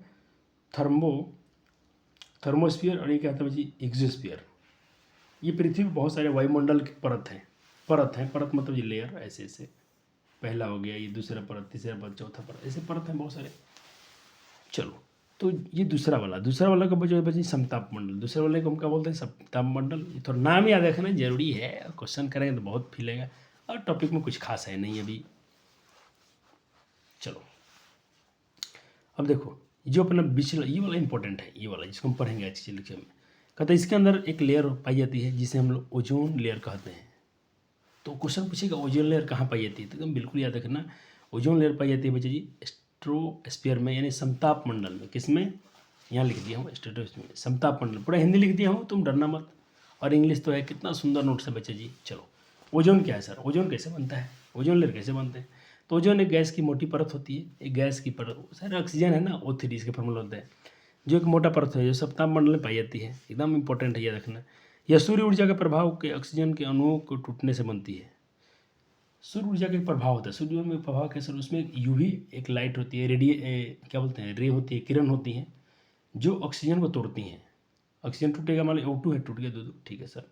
और वायुमंडल में बहुत सारे ऑक्सीजन है, अब ये देखिए एक ये टूट गया 2 भागों में O+O, अब ये O क्या करेंगे, वायुमंडल में बहुत सारे O2 ऑक्सीजन है, उनसे इंटरेक्ट करेंगे, आकर ये रिएक्शन करेंगे, फिर से क्या बना देंगे O3 ही ओजोन होता है। अब क्वेश्चन आप याद रखिएगा, ओजोन का सूत्र क्या होता है O3। क्लियर चले आगे। हाँ सर चलो, कहते ओजोन 2 तरह की होती हैं, एक होते हैं गुड ओजोन, एक होता है बैड ओजोन। तो गुड ओजोन मतलब सर, कहते गुड ओजोन मतलब यह सूर्य से आने वाली पराबैंगनी किरण को हमसे बचाती है, जो सूर्य से आने वाली प्रकाश किरणें यानी अल्ट्रावायलेट रेडिएशन से आपको क्या करती हैं, सुरक्षा करती हैं, जिसको UV कहते हो, UV अल्ट्रा वायलेट रेडिएशन को क्या बोलते हैं, UV रे, इसको हम क्या बोलते हैं UV रे, अल्ट्रावायलेट रे या अल्ट्रावायलेट रेडिएशन से पृथ्वी की सुरक्षा प्रदान करती हैं।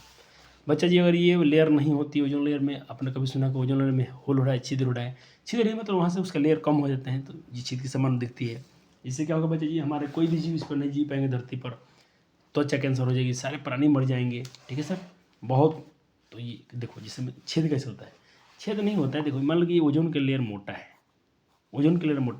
ये गैस, ऐसे गैस में कोई छेद होता है क्या, मान लो गैस है, गैस में कोई छेद होता है, मान लो हवा है, हवा में छेद कर सकते हो नहीं, होता क्या है, लेकिन उसका नाम है छिद्र, उसको बोलते हैं कि ओजोन छिद्र हो रहा है, ओजोन होल हो रहा है, उसमें उसका डिप्लेशन हो रहा है।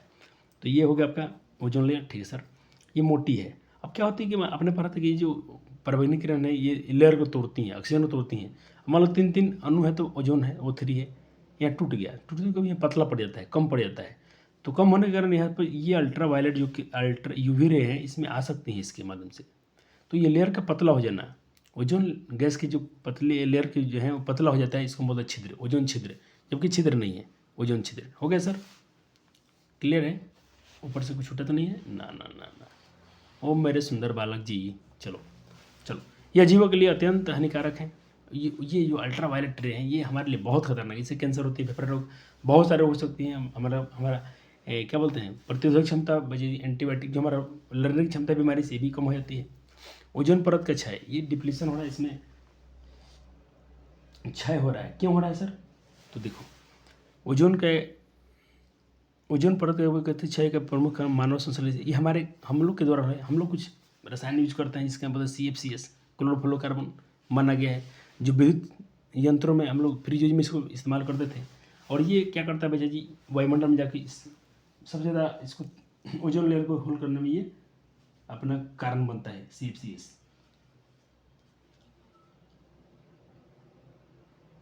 चलो, तो मेरा टॉपिक क्या था? Depletion of ozone. यहाँ मैं PDF लिखा हूँ, जब PDF लिखूँगा तो थोड़ा सा रुक जाइएगा क्योंकि वहाँ पर आपको कुछ चित्र दिखाना होगा। चलो, ये वाला हो गया डिप्लीशन ऑफ ओजोन लेयर। अब सोलर रेडिएशन, सूर्य प्रकाश की जो विकिरण है इस बार रही है, ठीक है सर, यहाँ है, ठीक है सर। यहाँ पर क्या है, ओजोन लेयर थोड़ा हल्का कम पड़ रहा है। अब ये इसमें आएंगी कैसे? देखो, हम लोग जो भी यूज़ करते हैं कि केमिकल CFCS, SFC, ये बहुत जहरीली गैस हैं, ये जाएंगी वायुमंडल में और क्या करते हैं, रिएक्शन करती हैं और ओजोन का लेयर को बची पतले करने में, तोड़ने में ये सहायता करती हैं। इसीलिए इसको बैन भी किया गया था। CFCS याद रखिए, क्लोरोफ्लोरोकार्बन, इसको बैन भी किया गया था। चित्र अपने बना लिए थोड़ा सा हल्के फुल्के। हाँ सर, चलो अब देखो, ओजोन परत के 6 कारण, इसे कारण क्या है? वही CFCS, यहाँ पर CFCS है, CFCS, क्लोरोफ्लोरोकार्बन, ठीक है। इसको लिख लीजिए जल्दी से फटाफट। हो गया? चलो, अब देखो, इसके जब ये ख़त्म हो रहा है तो इसके प्रभाव क्या है, इससे क्या प्रभाव पड़ेगा? तो इसके प्रभाव देखो भैया जी, त्वचा कैंसर होगा, मोतियाबिंद होगा, DNA इंसान का गड़बड़ हो जाएंगे, रोग प्रतिरोधक क्षमता घटेगी सब, ठीक है सर। इम्यूनिटी सिस्टम जिसको बोलते हैं, रोग प्रतिरोधक क्षमता को क्या बोलते हैं? Immunity system. बीमारी से लड़ने वाली क्षमता भी हमारी क्या हो जाएगी? कम हो जाएगी। कम फसल होंगी, अरे भाई फसल पर भी असर पड़ेगा, फसल पर असर पड़ेगा तो फसल नहीं हो तो भाई कोई जीव नहीं खाएगा, फिर यानी इकोसिस्टम भी बिगड़ेगा अपना, समुद्री जीव का बिल्कुल, समुद्री जीवन तो बिल्कुल खत्म ही हो जाएंगे। अब इसके लिए क्या किया गया? सन 1987 में संयुक्त राष्ट्र अमेरिका पर्यावरण UNP 1986 में एक कार्यक्रम पर चलाया गया जिसमें बोला गया सभी कंपनी को मना किया गया, भाई जो भी फ्रिज यूज बनाते हो उसमें CFC यानी क्लोरोफ्लोरोकार्बन जो है इसके इस्तेमाल को कम करें, CFCS कि उसके उत्पादन पर बहुत बैन किया गया। इसके कारण है गुड न्यूज़ कि आज हमारा ओजोन लेयर बच्चे जी ठीक हो रहा है। अब इसको बैन किया गया, अभी जो भी फ्रिज है इसमें ये तो कम है, ना के बराबर, बहुत कम है, इसको पूरा इस्तेमाल पर इसको बैन लगाया गया है। नहीं तो बच्चे सब लोग आखिर उसको बैन नहीं किया जाता तो धरती बहुत कौन, हम सब मर जाते हैं फालतू में। अब चलो, हमारे तरफ कचरे हैं कुछ आते हैं तो इसका क्या किया जाए? कचरे जो निकलते हैं इसके साथ निपटारा कैसे किया जाए, कैसे इसको मैनेज किया जाए? तो देखो, हमारे जो कचरे होते हैं इससे क्या होता है, गंदगी, देखो बहुत सारे जहाँ ढेर जमा होता है, कभी उससे गुजरना देखो आपको बहुत गंदी मैल आएगी, बहुत खराब सुगंध निकलेगा वहाँ से जाएगा, कोई चीज़ सर रहा है तो अब समझो उसको महको, उसको हमारे फेफड़े में जाएंगे तो उससे क्या बीमारी फैलेगी। तो इसके कारण क्या है, इतने ही कचरे क्यों आ रहे हैं? तो सबसे बड़ा पहले ही पॉपुलेशन, जनसंख्या अधिकरण क्या है, बहुत सामान यूज होता है। मान लो घर में 2 आदमी होते हैं अगर, तो 2 ही प्लास्टिक जो भी कुछ जो होता है, मान लो 20 आदमी है तो 20 बार यूज हो रहा है, तो जितनी जनसंख्या उतने सामान यूज होंगे, सामान यूज होगा तो कचरा तो बनेगा ही बनेगा। और वो कचरा में क्या बचे, वही वाले कचरे जो नहीं गलते हैं, जिसको डीकम्पोजर ख़त्म नहीं कर सकते हैं, नॉन बायोडिग्रेडेबल, जिसको कोई जीव प्राणी इसको ख़त्म ना कर पाए। अब पेपर को, अखबार क्या करना, मिट्टी में गाड़ देना, कुछ दिन में गल जाएगा, लेकिन वही प्लास्टिक करना, प्लास्टिक नहीं गलेगा, ये लफड़ा है। चलो, यदि अब श्रेष्ठ, अभी तो क्वेश्चन आंसर भी हमको कराने हैं आज थोड़ा सर, हम थोड़ा लेक्चर में थोड़ा फास्ट चलूँ क्योंकि क्वेश्चन आंसर भी करने हैं, तो इसको जल्दी से नोट कर लें। कहते यदि अपशिष्ट को ठीक से नहीं किया जाता है तो इससे प्रदूषण हो सकता है। बिल्कुल सर, कम करने के उपयोग है वजह पुनःचक्रण, रिसाइकिल करना चाहिए। इससे मतलब रिसाइकिल क्या होता है, इससे कभी अपने पहले पेप्सी पिया होगा देखना, वो सीसी हम लोग जमा करते थे, सीसी फिर किसी कंपनी लेके जाती थी, फिर उसमें नया फर्क आएगा। अगर देखो हमारा बार बार नया नया यूज हो जाएगा, मान लो पानी पीना है तो हम वही गिलास को बार बार इस्तेमाल कर सकते हैं। अब उसको फेंक देने पर या फिर नया नया इस्तेमाल करने पर जितने इस्तेमाल करेंगे कचरा तो बनेगा। इस पर ध्यान देना चाहिए। कहीं जाना है किसी को तो प्राइवेट गाड़ी इस्तेमाल कर सकते हैं। मान लो अकेले इंसान जाता है कभी कभी, पैसा है तो, पैसे से बात नहीं, हम इन्वायरमेंट के बारे में थोड़ा हमें सोचना चाहिए। ओके, हो गया सर जी। चलो अब आइए, अब आपने जो पढ़ा था सर, जो कचरा ही फैल रहा है कैसे, उसमें दो प्रकार होता है। एक होता है बायोडिग्रेडेबल वेस्ट, एक होता है नॉन बायोडिग्रेडेबल वेस्ट। एक जो होता है जैव निम्नकरणीय अपशिष्ट कचरा, एक होता है अजैव निम्नकरणीय कचरा। इसको अपशिष्ट को कचरा ही बोल सकते हो, कचरा। चलो दोनों कचरे के बारे में थोड़ा लिख लो। कहता कि इन्हें प्रकृति में सूक्ष्म जीवों द्वारा, एक लिखता हूँ, एक देखो, इसको नेचर में जितने बायोडिग्रेडेबल होंगे, इसको कोई भी सूक्ष्म जीव जाएंगे, इसको क्या करेंगे, ख़त्म कर सकते हैं, इसको गला सकते हैं, सड़ा सकते हैं, पर इसको ख़त्म कर देंगे, मिट्टी मिल जाएगा। समय लगता है लेकिन हो जाएगा। ये नहीं होगा, इसको नहीं कर सकते हैं। इनके नेचर कहते हैं प्रकृति, ये उन्हें स्वाभाविक रूप से और साथ साथ में मनुष्य की पुनः इसको दोबारा यूज कर सकते हैं, रिसाइकलिंग किया जा सकता है। और उत्पादक पर्यावरण के उसका इस्तेमाल कर हम प्रदूषण नहीं होता है जिससे कारण, लेकिन इन्हें प्रकृति रूप से साथ साथ मनुष्य द्वारा रिसाइकलिंग नहीं किया जा सकता है और पर्यावरण प्रदूषण के कारण बनते ही है। ठीक है सर। कचरा जो होता है प्राकृतिक अवयव यानी इंग्रेडिएंट से बने होते हैं। कचरे जो भी होते हैं, जैसे पालक उलक हो गया, उसका साग का पत्ता हो गया, ये तो गल जाएगा। लेकिन अपशिष्ट जो होते हैं सिंथेटिक मटेरियल से बने होते हैं, जो मानव ने बनाया है। चलो लिख लो ये सब, इतने सारे मैं कारण लिख दिया हूँ। एग्जाम्पल जरूरी रखना, कागज पेपर ये सब जरूरी है, ये पेपर में रहेगा आपसे, ज़्यादा MCQ पूछेगा। हो गया सर, बढ़े आगे। चलो तो अब हो गया आपका टॉपिक यहीं पर ख़त्म। तो अब कुछ प्रश्न है सर, कर लीजिए। अब घटक अजैव निम्नकरणीय कचरे को क्यों कहा नहीं तोड़ सकते हैं? क्योंकि उनके पास वो एंजाइम नहीं होता है बच्चे जी। उनके पास वो एंजाइम नहीं है कि भाई जाके अजैव कचरे को साफ कर पाए, प्लास्टिक को तोड़ दे, प्लास्टिक को गला पाएँ। पेपर गला सकते हैं। चलो अब इसका हम पढ़ते हैं कि भाई अपशिष्ट कचरों का पृथक्करण का स्रोत क्या है। अब देखो, आपने कभी कभी बाहर में गए हो, टाउन में, शहर में गए होंगे, तो आपने देखा होगा शहर में वहाँ पर ग्रीन डिब्बा दिखेगा, लाल डिब्बा दिखेगा, ग्रे डिब्बा दिखेगा, पीला डिब्बा दिखेगा। जिसमें देखो, अगर लाल डिब्बा है, हरा डिब्बा है, तो भाई गीला कचरा उसमें डालना, जैसे कोई कुछ गला वाला थी, उसमें पानी नमी की मात्रा है, उसमें डालो, छिलके उलके सब ठीक है। लाल डिब्बा होगा तो उसमें क्या डालेंगे आप, रुमाल उमाल, जैसे ईयरबड्स, ये सब डाल देना है। ग्रे डिब्बा होगा तो इलेक्ट्रॉनिक सामान, जैसे कि टीवी के पार्ट पर उसमें डालना है, बैटरी वैटरी डाल देना है। पीला डब्बा में क्या डालना है जी, सूखा हुआ अजैव निम्नकरणीय पदार्थ जो न गले, जैसे प्लास्टिक व्लास्टिक डिब्बा हुआ, इसको डालना है सर। ओ सर, एक झटके में पढ़ा दिया आपको। हाँ सर, समय बचाना है, वक्त बचाना है। मैं एक बात लिखा हूँ कि नो बच्चा जी, क्वेश्चन बैंक को अभ्यास तो करना ही करना चाहिए, क्वेश्चन बैंक से आपको करना ही करना चाहिए। चलो तो एक चीज़ और पढ़ाना है आपको, यहाँ लिख दिया हूँ PDF से, वो कुछ एक 5 पैरेलल कंटेंट पढ़ाना है, लाखड़ी अल्लाह। उसके बाद से आपके चैप्टर खत्म ही हो जाएंगे। अब देखो, कचरे को निपटारा करने के बाद आपके पास 5 हैंड्स रूल होगा, इसको आप इस्तेमाल कर सकते हैं। देखो 5 हैंड रूल क्या है, 5 पर रूल क्या है, रिड्यूस, कोई भी चीज़ का इस्तेमाल कम करें। जैसे मान लीजिए कि हमको 5 चीज़ इस्तेमाल करना है, तो वहाँ पर हम एक ही कर सकते हैं। मान लीजिए कि हमको जाना है मार्केट, तो मेरा खुद की गाड़ी है और मेरा दोस्त जा रहा है, तो मैं दोस्त के साथ भी जा सकता हूँ, या किसी प्राइवेट सवारी से जा सकता हूँ, क्योंकि उसमें बहुत लोग पहले से बैठे हैं, मैं भी बैठ के जा सकता हूँ। तो ये सब चीज़ हो गई। रीयूज, दोबारा यूज कर सकता हूँ। मान लो कि हमने प्लास्टिक यूज किया है, हम उसी प्लास्टिक का दोबारा इस्तेमाल कर सकते हैं, उसको हम 3 बार 4 बार यूज कर सकते हैं। जितना यूज करेंगे फायदा होगा, कि नया इस्तेमाल तो नहीं करना पड़ेगा। रिप्लेस, उसको हम बदल सकते हैं उसकी जगह पर। रिसाइकल तो करना चाहिए, उसको फिर दोबारा यूज कर लो, हो गया। और रिन्यूएंट, ये सब यहाँ लिख दिया हूँ, इसको लिखा गया, इसको जरूर से नोट कर लें। हो गया नोट। चलो सर आगे बढ़ो। तो चलो आगे बढ़ो, अब क्वेश्चन आंसर खुद करो। कहता कि भाई सुरक्षात्मक ओजोन परत जो होता है वायुमंडल के, किसने पाया था? ये खुद से कीजिए, आंसर तो दिख रहा है लेकिन खुद से कर लेना है आपको। चलो, जो भी जैव घटक होते हैं, ये प्लास्टिक कचरे का अपघटन क्यों नहीं कर सकते हैं? उनके पास वो एंजाइम नहीं है। चलो, निम्नलिखित में कौन सा अपशिष्ट जो है बच्चे जी अपघटित नहीं किया जा सकता, अपघटित किया सकता है? तो भाई पेपर को कर सकते हो। ओजोन परत का संरक्षण महत्वपूर्ण है, क्योंकि यह हानिकारक किरणों से रोकना क्या कई ऑप्शन लिख दिए गए समझ में।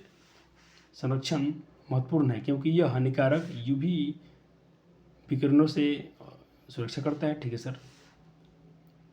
बी, CFC द्वारा छिद्र हो गया है। ए और बी सी दोनों आवश्यक नहीं है क्योंकि यह हमें अधिक ऑक्सीजन देगा। कहते हैं कि ओजोन का संरक्षण महत्वपूर्ण है क्योंकि हमें, ये ऑप्शन ये हो जाएगा कि तो सुरक्षा करता है। और CFC द्वारा भाई छिद्र हो गया है, ये तो बात होता है, ये भी सही है। तो अब सी कहता है ए बी दोनों हो जाएंगे, ए और बी दोनों हो जाएगा। CFC में क्लोरोफ्लोरोकार्बन द्वारा ये हो गया है।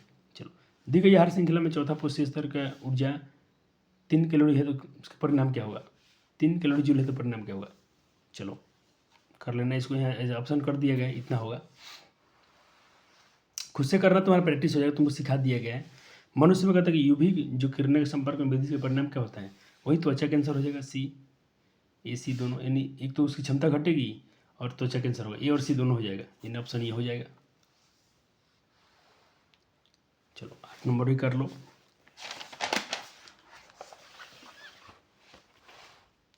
ये क्वेश्चन खुद से प्रैक्टिस करना है आपको।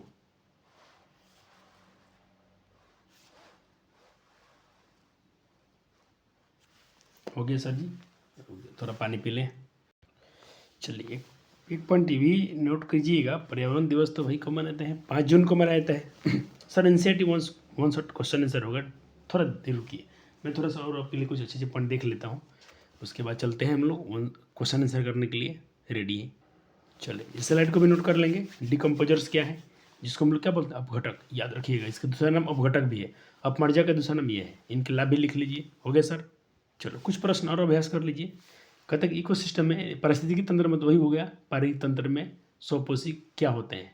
स्वपोषी मतलब जो अपना भोजन को वो क्या होते हैं? प्लांट्स होते हैं। ठीक है सर। चलो, ये क्वेश्चन है कि हरे पौधे को पारिस्थितिक तंत्र में क्या कहते हैं भाई?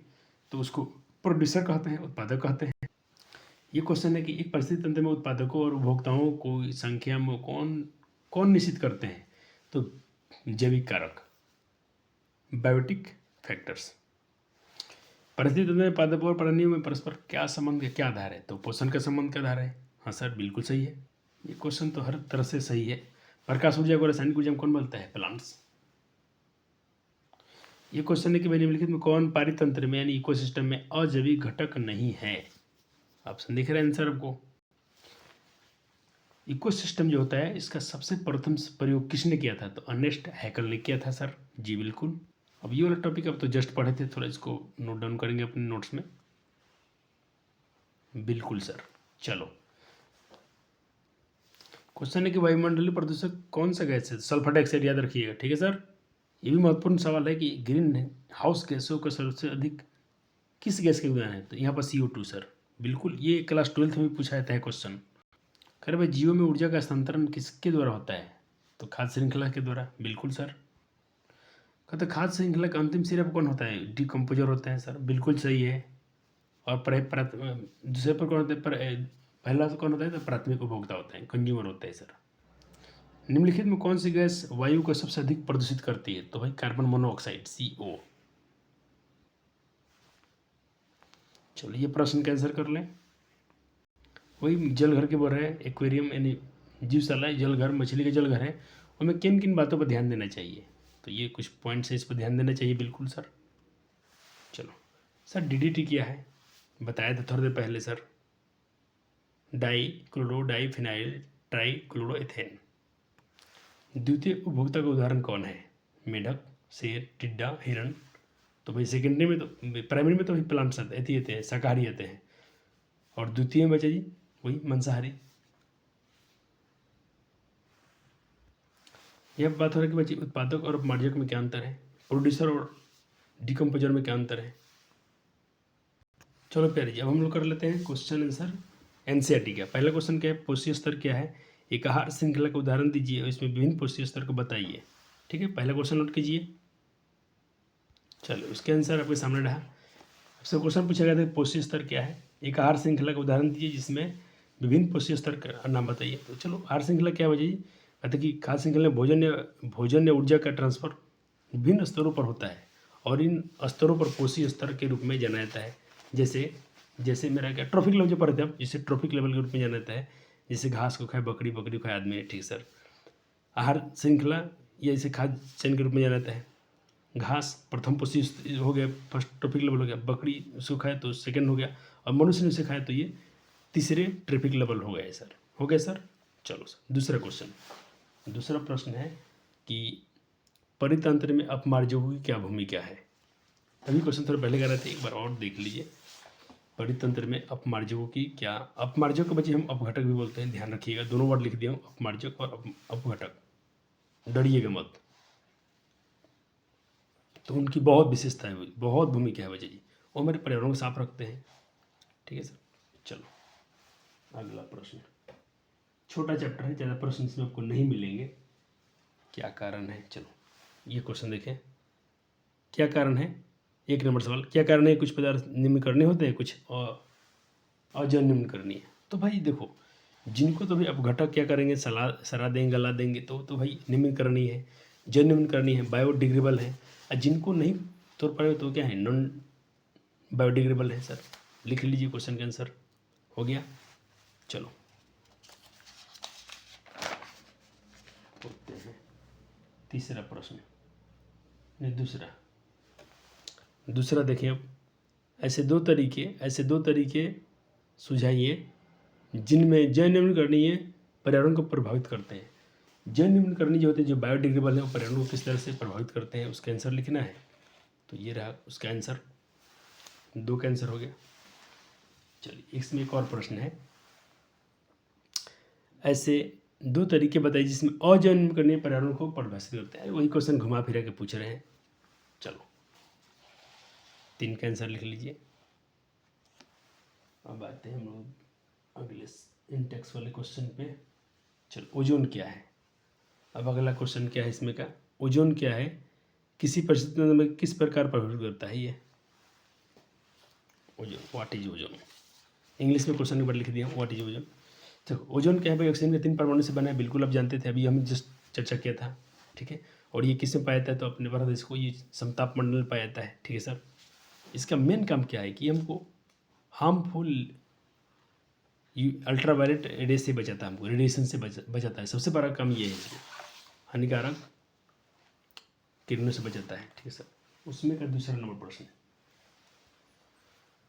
दूसरा कहता है आप कचरा के निपटान के समस्या को रोकने के लिए क्या योगदान कर सकते हैं। हम लोग योगदान कर सकते हैं बच्चे जी, उससे बात कर रहे हैं तो हम लोग वही चीज़ है, इसमें 3 आर्स रूल लगा सकते हैं इसमें हम लोग। एक तो हम क्या करेंगे बच्चे जी, 3 आर्स रूल क्या है, रिड्यूस, कम यूज करेंगे सामान, रिसाइकिल कर देंगे और उसको रीयूज करेंगे, उसी चीज़ को दोबारा भी यूज कर सकते हैं, ये हम लोग योगदान कर सकते हैं। स्वयं का वाहन यूज न करके हम लोग किसी उनके साथ में बैठ के चले जाएंगे, उसमें क्या होगा, पब्लिक चीज़ इस्तेमाल कर लेंगे, लाइट का इस्तेमाल नहीं है तो लाइट को हम लोग बंद कर देंगे। ठीक है सर। चलो हो गया। चलो अब आते हैं अभ्यास के प्रश्न में। हमने क्या सीखा, इसको आप एक बार पढ़ लीजिएगा, ये आपका ड्यूटी है। हमने क्या सीखा, अब इसको जरूर पढ़ेंगे, पढ़ना चाहिए, इसमें अच्छे पॉइंट लिखे रहते हैं। चलो अभ्यास के प्रश्न देखिए, पहला का आंसर बताइए। तो बच्चे जी पहला को एक ही आंसर नहीं होगा, पहले में 2 आंसर हो जाएंगे, इसका 3 आंसर हो जाएगा, ACD तीनों हो जाएगा, तीनों पर टिक मार दीजिएगा। दूसरा देखिए, कहते कौन आहार श्रृंखला का निर्माण करता है, बताइए। घास को गेहूँ खाएगा, गेहूँ का घास बकरी खाएगी, मानो घास को बकरी खा सकती है, और बकरी को मानो तो बिल्कुल खा सकते हैं, भगोड़ देंगे लोग, 2 का B हो जाएगा। चलो 3 नंबर देखिए, निम्नलिखित परिवर्तन व्यवहार से कौन करता है, तो 3 का D हो जाएगा, सभी लोग। बैठते समय हम लोग कपड़े का थैला ले जाएं, बहुत अच्छा है, हम लोग बिल्कुल पर्यावरण के दोस्त कहलाएंगे, फ्रेंड कहलाएंगे। हम स्कूटर जाते समय हम लोग पैदल चले जाएं, बहुत अच्छा हो जाएगा। उपरोक्त सभी ये सही हो जाएगा, 3 सही हो जाएगा। चौथे में आइए, चौथा प्रश्न लिखिए। चलो चौथा प्रश्न अपन लिख लिया, तो चौथे का आंसर लिखिए। चलो 5वें प्रश्न आइए फटाफट, NCERT लेके बैठो बच्चे जी, NCERT लेके बैठो। पाँचवा प्रश्न हो गया जी। ठीक है सर, ये लीजिए आंसर। बच्चे जी मैं बहुत मेहनत किया हूँ आपके लिए, बहुत परिश्रम किया गया इस पर, सिर्फ क्वेश्चन नहीं लिखा हूँ, इसका मतलब ये नहीं कि मैं आराम किया हूँ। बहुत टाइम आपको लेक्चर 2-3 दिन बाद मिलते हैं ना, तो कभी तुम घबराते हो कि सर लगता है आराम करो, नहीं बच्चे जी, अब तुम देखना इसको कितना काम हुआ इसमें। 6 नंबर प्रश्न में आइए। सिर्फ जी मुझे आपकी चिंता है कि आपका पेपर है, सिलेबस एक बार पूरा पढ़ लेंगे हम लोग तो अच्छा रहेगा, फिर रिवीजन में कुछ समय नहीं जाता है बच्चा जी। हम लोग क्या करेंगे, क्वेश्चन बैंक सॉल्व करेंगे, मॉडल सेट सॉल्व करेंगे, ये सब तो करना है अब। 6 नंबर प्रश्न हो गया, लिख लिया अपने, आंसर लिख लीजिए। 7 नंबर पे आ जाइए। सर एक्सप्लेन कीजिए, कोई ज़रूरत नहीं है, पूरा आपको पढ़ा दिया गया है। 7 नंबर हो गया। दुनिया का सबसे बेहतरीन नोट्स है, आप जाके कहीं भी देख लीजिएगा। और ये PW से बनाया गया है, तो वो बिल्कुल समझना चाहिए कितना आपके लिए काम किया गया है। इसको भी इंग्लिश वर्जन वाला ही है।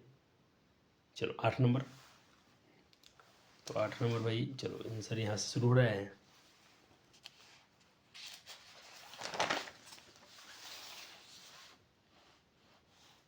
चलो हो गया, लिखते चलो लिखते चलो। आखिरी क्वेश्चन चैप्टर का, ओजोन परत की क्षति हमारे लिए चिंता का विषय। ये बिल्कुल है भाई विषय, इसको बचाना तो बहुत ज़रूरी है, नहीं तो कोई प्राणी जीत ही नहीं रहे इस पर। हो गया, चलो अब हो गया, तो थोड़ा सा इसमें और लिखें, चैप्टर हो गया ख़त्म। अब चलो कुछ प्रश्न है, इसको बहस कर लीजिएगा, नीचे MCQ में दिया हूँ। सारे क्वेश्चन आपसे बन जाएंगे, सारे क्वेश्चन आपसे इजीली डील हो जाएंगे। चलो 5 बच्चे, अगर मैं इसको एक्सप्लेन करता तो ये लेक्चर 2-3-4 घंटे का हो जाता, लेकिन मैंने आपका समय खूब बचाया है, बहुत समय बचा है मुझे ये लेक्चर के लिए। चलो 7 8 9 10 प्रश्न है मेरे पास, 11 है, कर लीजिएगा। ठीक है बच्चे, इसमें चाहूँ तो बहुत सारे क्वेश्चन मैं अभी प्रैक्टिस करा सकता हूँ, लेकिन कोई ज़रूरत नहीं है। अब आपका एक काम बचेगा, थोड़ा सा ये अपने तरफ से देख लेना एक बार। मुझे नहीं लगता कि इसके सारे क्वेश्चन, अब कोई क्वेश्चन आपसे फंसेगा नहीं मेरे हिसाब से, क्योंकि मैंने जितने गहराई में चैप्टर को एक्सप्लेन किया है, पूरा विश्वास है मुझे कि आपके सारे क्वेश्चन आसानी से बन जाएंगे। हमारा पड़ेगा थोड़ा देख ले एक बार देखने में कुछ जाता नहीं है। चलो देख लेना, कर लेना, तो देखने यही सब प्रश्न पूछे गए हैं।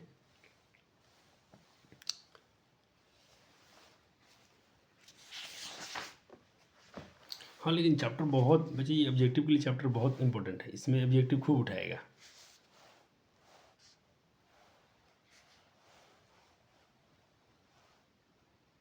जैसे 22 नंबर सवाल पूछा गया है, तुम देखना इसमें तुमसे क्या नहीं हो रहा है। 27 में पूछा गया है, 28 नंबर क्वेश्चन पूछा गया है, थोड़ा बड़े कर लो, कोई दिक्कत नहीं। चलो ये सब क्वेश्चन पूछे गए, देखो ओजोन वाला एकदम कितना सरल सरल सवाल है। और ये तो भाई चिपको आंदोलन इस चैप्टर का नहीं है, आ गया है गलती से, तो इसको छोड़ देना आप।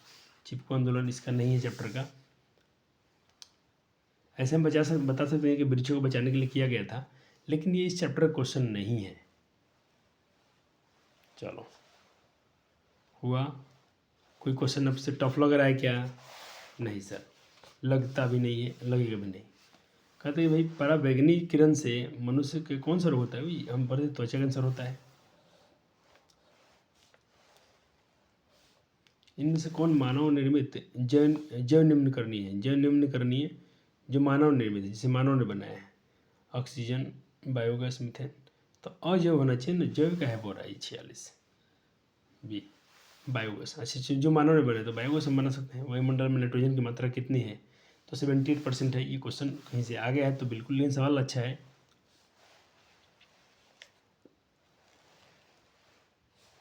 ये सब क्वेश्चन को लिखना नहीं है बच्चा जी, सिर्फ आपको पढ़ लेना है, क्योंकि आपके पास ये है, आपके पास ऑब्जेक्टिव वाला है।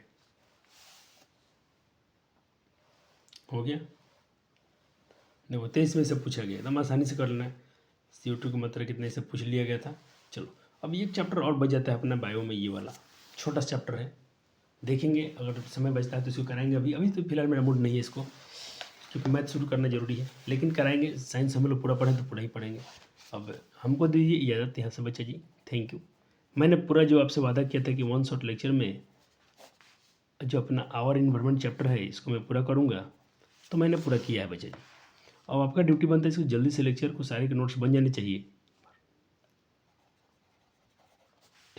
हमारा पर्यावरण चैप्टर यहीं पर होता है समाप्त। आप रिवीजन जरूर करना, लाइफ प्रोसेस को, कंट्रोल कंडीनेशन को, रिप्रोडक्शन को, ये महत्वपूर्ण चैप्टर थे। ये सब चैप्टर भी हैं, 4-5 नंबर दे के जाते हैं चैप्टर ये भी, लेकिन हम पढ़ते हैं सब कुछ नंबर के लिए नहीं, आप नॉलेज के लिए पढ़ते तो सारे चैप्टर आपके लिए महत्वपूर्ण हो जाते हैं। चलो धन्यवाद, शुक्रिया, love you so much. Video कैसा लगा जरूर बताइएगा, और मेरा मेहनत पसंद आता है तो लाइक और शेयर करना आपका परम धर्म होता है। Thank you. एक बार इनसे डिलीट कर लेना प्यारे जी, शुक्रिया। टाइम देख लो, टाइम देख लो थोड़ा, नहीं तुम बोलोगे ना सर क्या करते हैं आपके लिए। देखो ये टाइम रहा, क्या बज रहे हैं, चलिए वो डिजिटल में देख लो, 11:48 हो गए हैं सर। चलो चलो, थैंक यू।